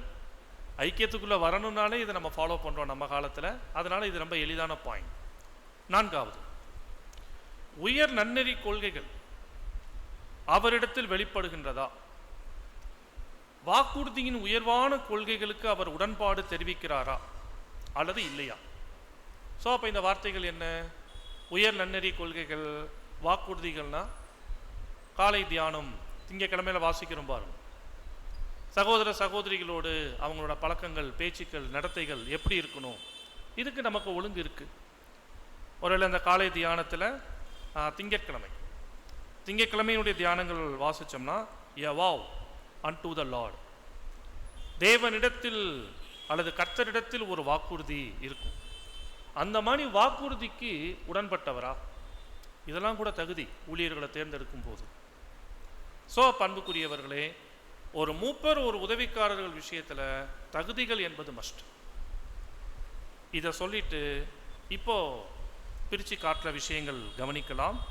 ரீப்ரின்ஸ் 29:51 கவனித்தால் 2951 சபைக்கான மூப்பர், அப்படி மூப்பராக இருப்பவர் மிகவும் குறிப்பாக அவர்களது கிறிஸ்தவ குணலட்சணம் மற்றும் போதிப்பதற்கான திறமையின் அடிப்படையில் தேர்ந்தெடுக்கப்படுகின்றனர். ஒரு எல்டரா இருக்கிறவருக்கு ஆவிக்குரிய குணலட்சணங்கள் வெரி மஸ்ட். நமக்கு புரியுதுங்களா? ஆவிக்குரிய குணலட்சணம்னா என்ன? சில வார்த்தைகள் ரொம்ப அழகா இருக்கும் தமிழ்ல, ஆனா அர்த்தம் புரியுறது சிரமமா இருக்கும். ஏதாவது ஒரு 3 குணலட்சணங்கள் சொல்லுங்க. ஆவிக்குரிய குணலட்சணம்: பொறுமை, தாழ்மை, கீழ்ப்படிதல். போதும் நினைக்கிறேன். ரொம்ப வேலிடான பாயிண்ட். பொறுமை, தாழ்மை, கீழ்ப்படிதல். இவ்வளவுதான் கிடையாது, நிறைய இருக்கு. இது ஜஸ்ட் அந்த வார்த்தையை புரிஞ்சுக்கிறதுக்காக நம்ம இங்க பேசியிருக்கிறோம், அவ்வளவுதான். ஸோ அப்போ ஒரு கிறிஸ்டியன் கேரக்டர் வந்து அவர்கிட்ட நல்லா முதிர்ச்சியா இருக்கணும். ஒரு எல்டரா நீங்க ஒருத்தரை தேர்ந்தெடுக்கும் போது அதே நேரத்தில் அவர்கிட்ட என்ன ஒரு கிருபை இருக்கணும்? போதிப்பதற்குரிய கிருபை அவர்கிட்ட இருக்கணும். ஒருவேளை மற்ற எல்லா கிருபைகள் இருக்கு ஒரு சகோதரன்ட்ட, ஆனா போதிக்கிறது வந்து நல்லா புரிஞ்சிருக்கிறாரு, அந்த அளவுக்கு ஒரு நாவன்மை, பேசுகிறதுக்கு சரளமா அவரால் முடியாதுன்னா, ஒருவேளை அவருக்கு பேச தெரியலன்றதுக்காக அவர் நிப்பாட்டிடலாமா? கிடையாது. ஸ்பிரிச்சுவல் குவாலிஃபிகேஷன் தான் மஸ்ட். ஆயினும் மூப்பராக இருக்கிறவர் பேசக்கூடியவராக இருப்பது சிறந்தது. அதனால இந்த சபையை அழகா புரிந்து கொள்ளணும். ஆனா நல்லா பாருங்க, இந்த வாசகத்துல உதவிக்காரன்ற வார்த்தையே வரல பாருங்க. அப்படின்னா என்ன? அப்ப உதவிக்காரருக்கு கிறிஸ்டியன் கேரக்டர் தேவை இல்லையா? அப்படின்னா அடுத்த ஸ்லைடு வந்துடலாம் இதே ஆர்டிக்கல்ல. ஆனால் உதவிக்காரர் என்பவர் கிறிஸ்தவ குணலட்சணம் மற்றும் ஆவிக்குரியதல்லாத பணிக்கெடுத்த திறமையின் அடிப்படையில் தேர்ந்தெடுக்கப்படுகிறார். அப்ப உதவிக்காரருக்கும் கிறிஸ்டியன் கேரக்டர் மஸ்ட். ஆனால் அந்த உதவிக்காரரை விட மூப்பர் என்பவர் எப்படி இருப்பார்? அந்த கிறிஸ்டியன் கேரக்டர்ல இவரை விட அவர் இன்னும் மூத்தவராக இருப்பார். உதவிக்காரராக இருக்கிறவர் அதுல டெவலப் ஆகி கொண்டு இருப்பார். இவர்கிட்ட போதிக்க வேண்டிய கிருபை, பேச்சு திறமை, தாளந்து எதிர்பார்க்கலாமா? நோ. ஸோ வித்தியாசம் புரியும் நினைக்கிறேன். கிறிஸ்டியன் கேரக்டர்ல நன்கு ஒரு வளர்ந்த பாதை நோக்கி காணப்படுகிறவர் எல்லர். வளர்ந்து கொண்டிருக்கிற நிலையில போய்கொண்டிருக்கிறவர் உதவிக்காரர். ஸோ 2 பேருக்குமே கேரக்டர் மஸ்ட். நிறைய இருக்கு கேரக்டர் வசனங்கள். 1 தீமோத்தேயு 3 அதிகாரம், தீத்து 1 அதிகாரம், நிறைய இருக்கு. போதிக்கிற தாளந்து அப்படின்னா ஆவிக்குரிய வேலைகளுடைய சிறப்பு மூப்பர்ட்ட இருக்கணும். உதவிக்காரர்கிட்ட டெம்போரலுக்கு அடுத்த விஷயங்கள், அது என்னென்ன வேலை செய்வார்ன்றதை நம்ம பார்ப்போம். இவைகள் எல்லாம் அவர்களிடத்துல காணப்படணும். கடைசி வாசகம் தமிழ்ல எவ்வளவு அழகா இருக்குல்ல? இரு தரப்பினர் விஷயத்திலும் கிறிஸ்தவ குணலட்சணம், ஆவியில் பரிசுத்தம், ஞானம் கருத்தில் எடுத்துக்கொள்வதற்குரிய அடிப்படையான விஷயங்களா இருக்கு. மூப்பர் நல்ல குணமுள்ளவராக இருக்கிறார், ஓகே. உதவிக்காரர் கொஞ்சம் அப்படி இப்படி இருந்தா பரவாயில்ல. நோ. சபைக்கு ஊழியம் செய்யணுமா? கிறிஸ்தவ குணலட்சணங்கள் என்பது மிக மிக அவசியம். ஏன்? இது இவங்களா போயிட்டு எங்கேயோ இருந்து எடுத்துட்டு வந்தெல்லாம் சபைக்கு ஊழியம் பண்ண முடியாது. தேவன் அந்த சபையை போஷிக்கிறார் அல்லது கர்த்தர் அந்த சபையை வழி நடத்துகிறார். இதற்கு அவங்க ஏற்ற பாத்திரங்களாக இருக்கணும். ஒருவேளை தேவன் ஒருத்தரை எடுத்து பயன்படுத்துவதற்கு தகுதி பார்ப்பார்ல, அப்ப ஒருவேளை சபை தேர்ந்தெடுத்த பாத்திரம் அந்த தகுதி இல்லாதவராக இருந்தா தேவன் எப்படி அந்த சபையை போஷிக்க முடியும்? அதனாலதான் சபை சகோதர சகோதரிகள் ஊழியர்களை தேர்ந்தெடுக்கும் போது தங்களோட விருப்பு வெறுப்புகளை காட்டக்கூடாது. ஆவியின் குணலட்சணங்கள், ஆவிக்குரிய தகுதியை பார்த்து தேர்ந்தெடுக்கணும். ஏனென்றால் சபையை போஷிக்கிறது, சபையை ஆசீர்வதிக்கிறது கர்த்தருடைய வேலை. அப்ப கர்த்தர் அந்த பாத்திரங்கள் மூலம், அந்த சேனல் மூலம் அவர் ஆசீர்வதிக்க போறாருன்னா, அந்த சேனல் தகுதி இல்லைன்னா கர்த்தர் வந்து அந்த வேலையை செய்ய மாட்டார். ஸோ அங்க அது தடைப்படும். இதெல்லாம் அருமையான விளக்கங்கள் இந்த பாடத்தில் இருந்து. அடுத்த ஒரு ஸ்லைடு வந்துடலாம். ரீப்ரின்ஸ் 29:51 இப்படியாக இன்றுள்ள கர்த்தருடைய ஜனங்கள் விஷயத்திலும் காணப்படணும். அதாவது எந்த ஒரு ஊழியத்திற்காகவும் தேர்ந்தெடுக்கப்படுகிறவர் சபையாரில் சிறந்தவராகவும் ஞானமிக்கவராகவும் முதலாவது அடையாளம் கண்டுகொள்ளப்பட்டிருக்க வேண்டும். சபைக்கு அவங்கள பற்றி நல்லா தெரியணும். பிரதர் அவர் எப்படின்னு எனக்கு தெரியல பிரதர், ஆனாலும் இப்போ நான் என்ன பண்ணுறது, அவருக்கு நான் ஓட் பண்ணுறதா ஓட் பண்ணாமல் இருக்கிறதா? நோ, சபை முதல்ல அவரை நீங்கள் தெரிஞ்சு வச்சுருக்கணும். ஒருத்தரை நீங்கள் முன்மொழியும் போது வழிமொழியும் போது உங்களுக்கு அந்த மனநிலைகள் காணப்பட வேண்டும்.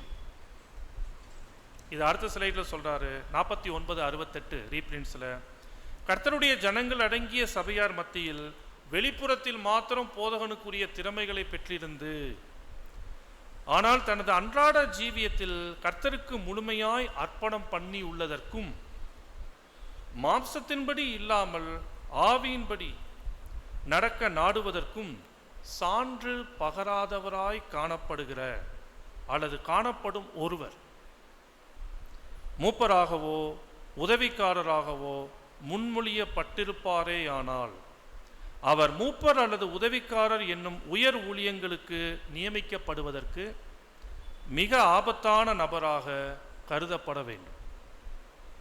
ஸோ எவ்வளவு டீட்டெயில்! ஒரு மூப்பருக்குரிய தகுதி, உதவிக்காரருக்குரிய தகுதியை பார்க்கும்போது அவங்க பெற்றிருக்கிற கிறிஸ்தவ குணலட்சணம், அவங்க பெற்றிருக்கக்கூடிய தாளந்துகள், இதை வச்சு நம்ம வேறு பிரித்து பார்க்குறோம். அப்படி வேறு பிரித்து பார்க்கும்போது கூட வெளிப்படையான திறமைகள் இருக்குது அவர்கிட்ட, ஆனால் அவர்கிட்ட ஆவிக்குரிய வாழ்க்கை இல்லை, பண்ணின அர்ப்பணிப்புக்குரிய ஒரு வாழ்க்கை இல்லை, அவர் ஆவிக்குரிய ரீதியிலான நடத்தைகள் அவரிடத்துல இல்லை என்று சொன்னால், இது போல வெளிப்பிரகாரமான தகுதிகளை மட்டுமே வைத்து ஒருவரை தேர்ந்தெடுத்துடக்கூடாது. அப்போ அப்படியானால் அது போன்ற நிலையில சபை என்ன செய்யணும்?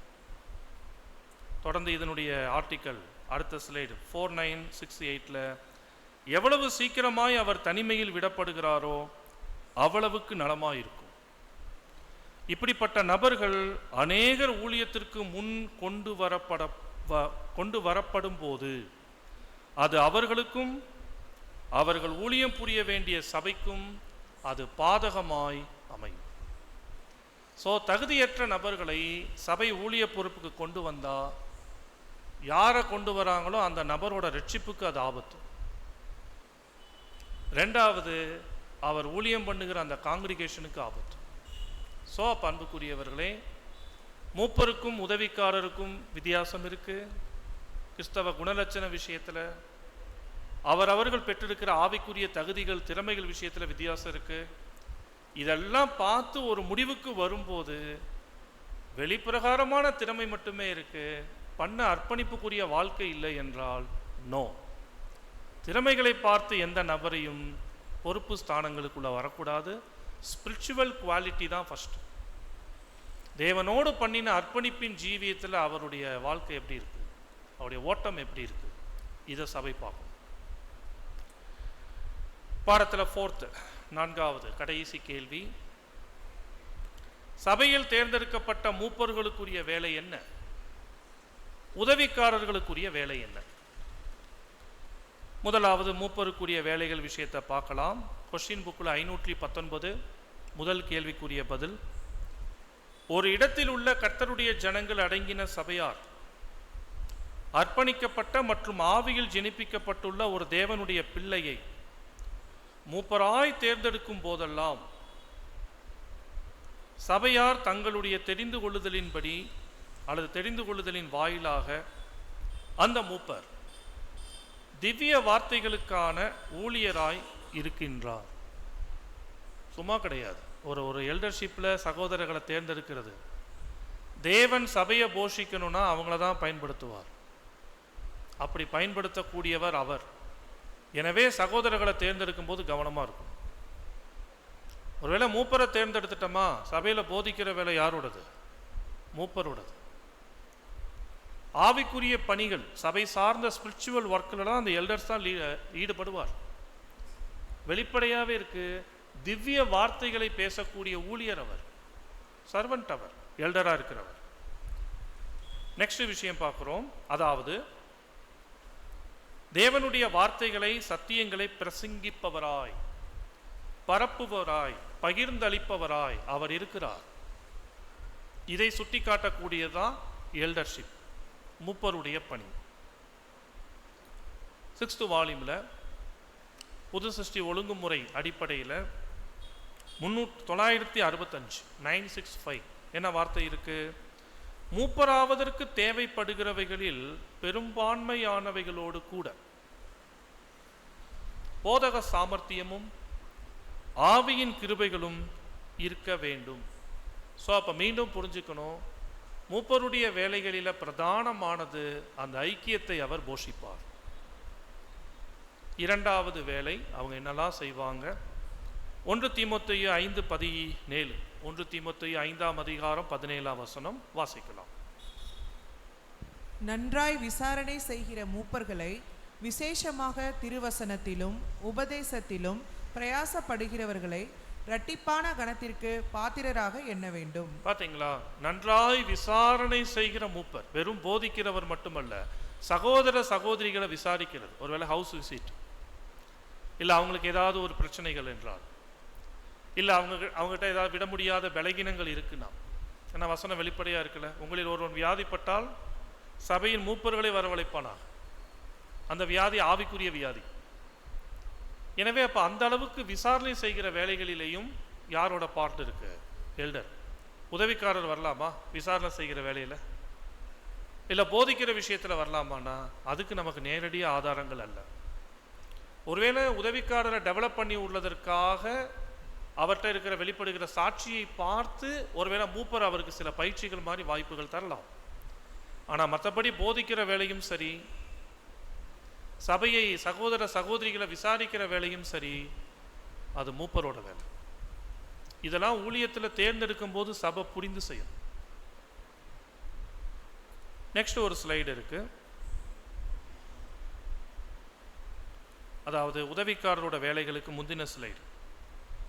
பிரதான ஊழியத்திற்குரிய மூப்பர் அல்லது மூப்பர்கள் ஒருத்தரையோ அல்ல அநேகரையோ சபை தேர்ந்தெடுத்த பிற்பாடு தேவைப்படுவார்களானால் உதவிக்காரர்கள் தேர்ந்தெடுக்கப்படும். இதுதான் நேரடி ஆதாரம். ஏன் உதவிக்காரருடைய எலெக்ஷனை மட்டும் மூப்பர் எலெக்ஷன் முடிஞ்சோடனே நாமினேஷனை வச்சு ஓட்டிங்கை வச்சு உடனே க்ளோஸ் பண்ணுறோம்? சகோதரர் அருமையாக சொல்கிறாரு, மூப்பர் எலெக்ஷனை முடிக்கிறீங்களா, தேவைப்பட்டால் உதவிக்காரரை தேர்ந்தெடு. ஆனால் கண்டிப்பாக தேவை தான், அதில் மாற்று கருத்து இல்லை. இது சில ஐக்கியம் இருக்கும் பார்த்தீங்களா, அதாவது மொத்தமே ஒரு கம்மியான நபர்கள் தான் இருப்பாங்க. இருக்கிறவங்க எல்லாமே எல்டராக தேர்வாயிட்டார்னா உதவிக்காரர் தேவையா? ஆளே இல்லையே, எப்படி தேர்ந்தெடுக்கிறது? ஸோ அப்போ அந்த மாதிரி சூழல் இல்லை. சில நேரங்கள் தகுதியானவங்கள்லாம் எல்டர் ஆகிடுவார், அடுத்த நபரை எந்த ஊழியத்துக்கு கொண்டு வர முடியாத அளவுக்கு தகுதி இருக்காது. அப்போ எதுக்கு உதவிக்காரர் எலெக்ஷனு? மூப்பர் பொறுப்பில் இருக்கிறவரை எல்லா வேலையும் பார்த்துட்டு போயிடுவார். இந்த மாதிரி வகைகளை தான் பிரதர் சொல்கிறாரு, தேவைப்பட்டா செய்யும். ஆனால் எல்டர் தேவைப்பட்டா வைக்கணுமா இல்லை எப்பயுமே வைக்கணுமா? சபையில் எலெக்ஷனில் எல்டருக்குரிய பொறுப்பு அவசியம், தெளிவாக இருக்கு. சரி, இப்போ உதவிக்காரர் என்னெல்லாம் வேலை செய்வார் சுருக்கமாக பார்த்துடலாம். கொஸ்டின் புக் 480 இரண்டாவது கேள்விக்குரிய பதில். உதவிக்காரர்கள் என்ன செய்ய வேண்டும்? பிரதருடைய எழுத்துக்களே அந்த கேள்வி இருக்கு. உதவிக்காரர் என்ற வார்த்தையின் அர்த்தம் ஊழியக்காரர். உதாரணத்துக்கு வாயிற்காவலருக்கு காணப்படும் வேலை போன்ற வேலை அவருக்கு கொடுக்கப்படலாம். செக்யூரிட்டி வேலை இருக்குன்னு வச்சுக்கோங்க. பாருங்க, இதெல்லாம் பேசுறதுக்கு கொஞ்சம் ஏதோ என்ன சொல்ற ஒரு சாதாரண வேலை மாதிரி தெரியும். ஆனால் அதுவும் கர்த்தருடைய சபை சார்ந்த வேலை. வாகனங்களை ஒழுங்குபடுத்துறது இல்லையா? அப்போ அந்த மாதிரி ஒரு செக்யூரிட்டி வேலை மாதிரி ஒரு சபைக்கு ஒரு ஊழிய வாய்ப்பு தேவைப்படுதுன்னா அது உதவிக்காரர் செய்யணும். மூப்பர் செய்யவே கூடாதா? அப்படிலாம் கிடையாது. பிரைமரியாக அந்த வாய்ப்பு யார் பக்கம் இருக்கு? உதவிக்காரர் பக்கம் இருக்கு. அடுத்த லைன் இதே கொஸ்டின் புக் 480 புத்தகங்களை நிர்வகிப்பது உதவிக்காரரிடத்தில் ஒப்படைக்கப்படலாம். தன்னார்வ ஊழியம், வாலண்டியர் ஒர்க்கு, சேர் அரேஞ்ச்மெண்ட், வரவங்களை கரெக்டாக ஒரு ஆர்டர் படி உட்கார்றதுக்கு ரிக்வெஸ்ட் பண்ணுறது, இந்த மாதிரி செய்யலாம்.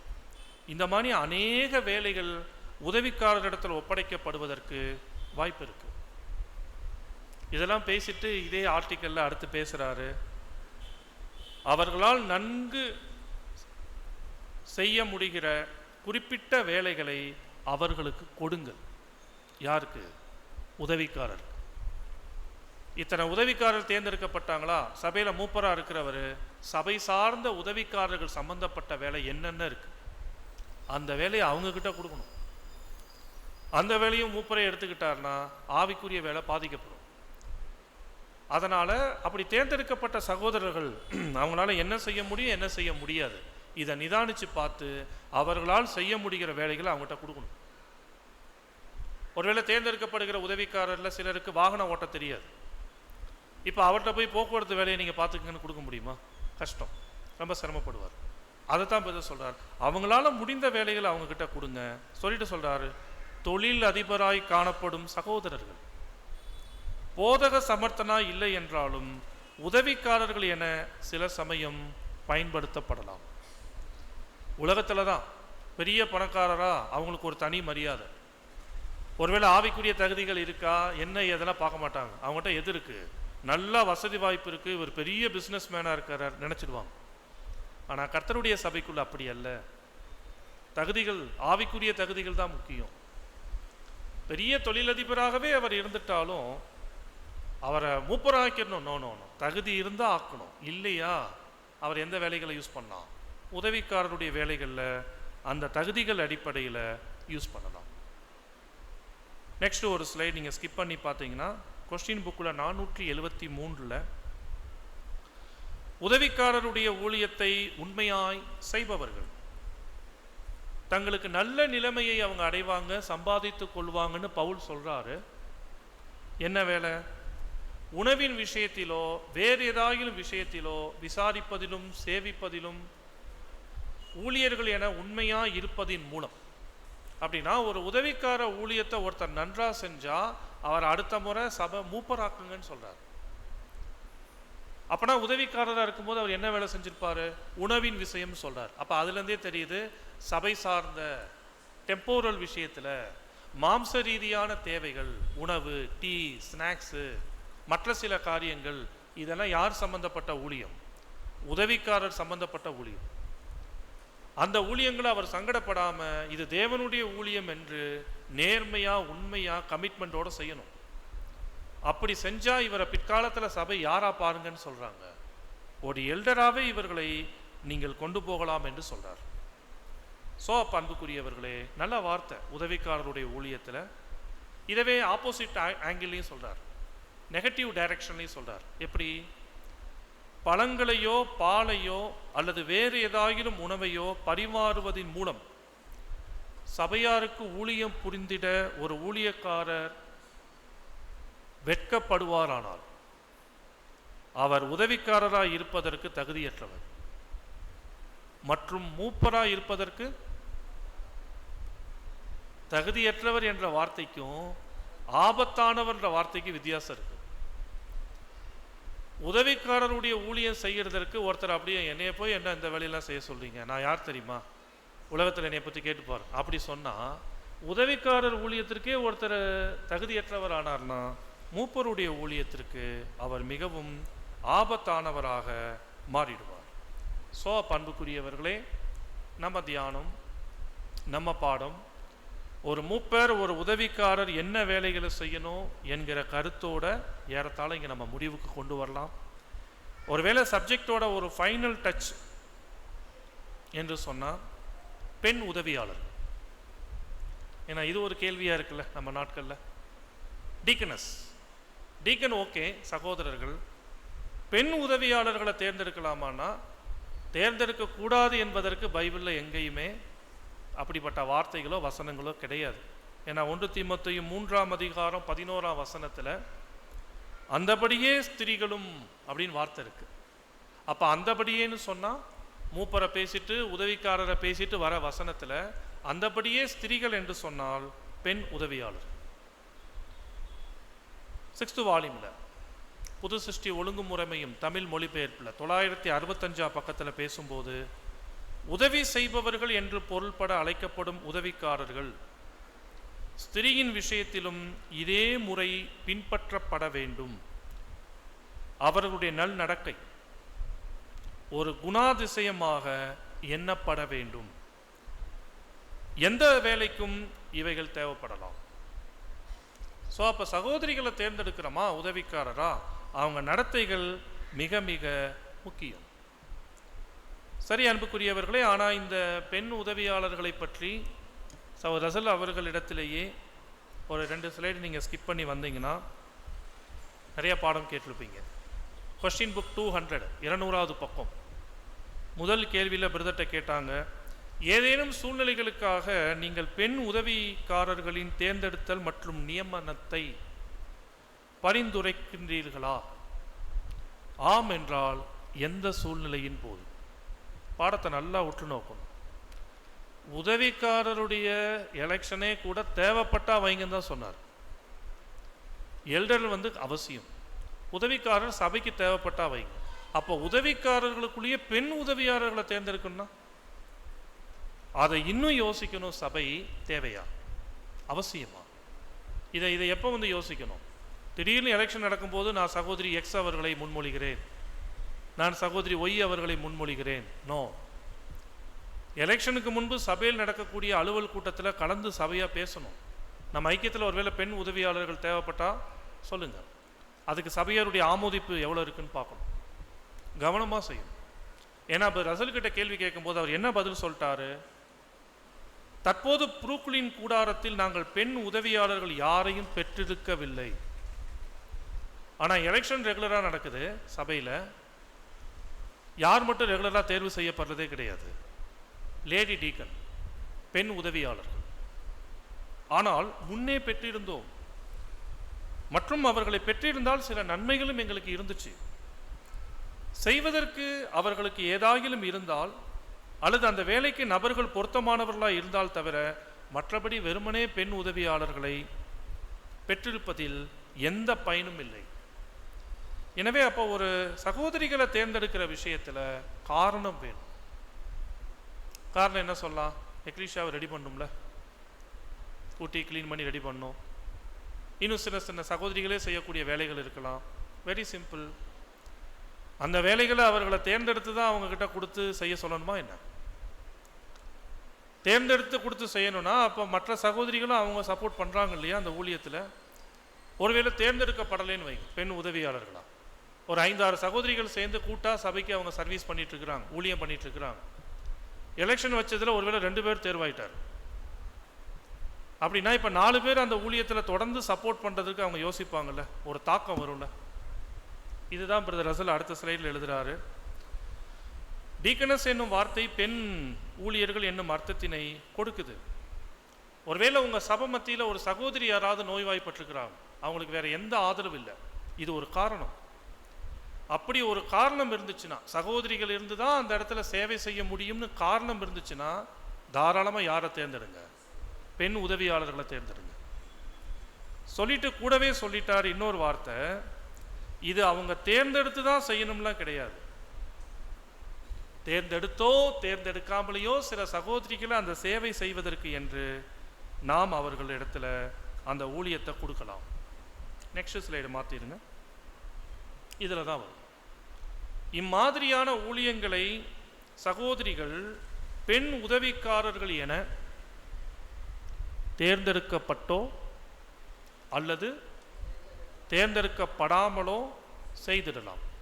சகோதரருக்கு இந்த மாதிரி எழுதுனதை ஒரு இடத்துல பார்க்க முடியுமா? அவர் மூப்பராக தேர்ந்தெடுக்கப்பட்டாலும் சரி, தேர்ந்தெடுக்கப்படலைனாலும் சரி, அவர் சபைக்கு போதகம் பண்ணலாம் எழுதியிருக்கிறாரா? உதவிக்காரராக சகோதரர்கள் தேர்ந்தெடுக்கப்பட்டாலும் சரி, தேர்ந்தெடுக்கப்படலைனாலும் சரி, சேவை செய்யலாம்னு எழுதியிருக்கிறாரா? ஆனால் யார் விஷயத்தில் மட்டும் எழுதியிருக்கிறாங்க? அப்போ ஆலோசனைகளை புரிஞ்சுக்கணும். பைபிளில் எப்பொழுதுமே எந்த காரியத்திற்கு அதிக முக்கியத்துவம் கொடுக்கப்பட்டிருக்கோ அதை நம்ம அப்படியே எடுத்துக்கணும். முக்கியத்துவங்கள் ஓரளவு கொடுக்கப்பட்டிருக்கா, ரைட், அது ஓரளவு என்றால் அதற்கு ஏற்ற சூழல் வந்தால் அதை யூஸ் பண்ணும், இல்லைன்னா இல்லை. பெண் உதவிக்காரர்களை பற்றி பைபிளில் எத்தனை வசனம் இருக்கு? ஒரே ஒரு வசனம். அதை மீறினா ரோமர் 16 அதிகாரத்தில் முதல் வசனத்தில் பெபேயால் கெங்கிரையா ஊர் பட்டணத்துக்கு ஒருத்தவங்க இருந்தாங்க, அவ்வளோதானே? அதனால் பெண் உதவியாளர்களை தேர்ந்தெடுப்பது வேதத்திற்கு விரோதமானது அல்ல. ஆனால் தேர்ந்தெடுக்கிறதுக்கு முன்பு சபையாருக்கு அப்படி ஐடியா இருந்தால் எலெக்ஷனுக்கு முன்பே அவங்க கலந்து ஆலோசித்து திட்டமிடணும். சகோதரருக்கு திட்டமிடுறாங்கல்ல, எத்தனை மூப்பர் வேணும், எத்தனை உதவிக்காரர்கள் வேணும் திட்டமிடுறாங்கல்ல, அதே மாதிரி இப்படி ஒரு ஸ்பெஷல் ஊழியம் தேவை என்றால் அதையும் திட்டமிட வேண்டியது அவசியம். ஸோ அப்போ அன்புக்குரியவர்களே, இந்த கருத்துக்களோடு இந்த பாடத்தை நம்ம முடிக்கலாம். கடைசி ஸ்லைடுக்கு, அதாவது டைட்டிலுக்கு முந்தின ஸ்லைடு, பாட ஆரம்பிக்கும் போது சொன்ன வார்த்தை மீண்டும் பார்த்துக்கலாம். மூப்பர்களை அல்லது கர்த்தருடைய சபையில் நடைபெறுகிற எலெக்ஷனை நம்ம எப்பொழுதும் பயபக்தியோடு செயல்படுத்தணும். ஏனென்றால் எலெக்ஷன் என்பது கர்த்தருடைய காரியம்.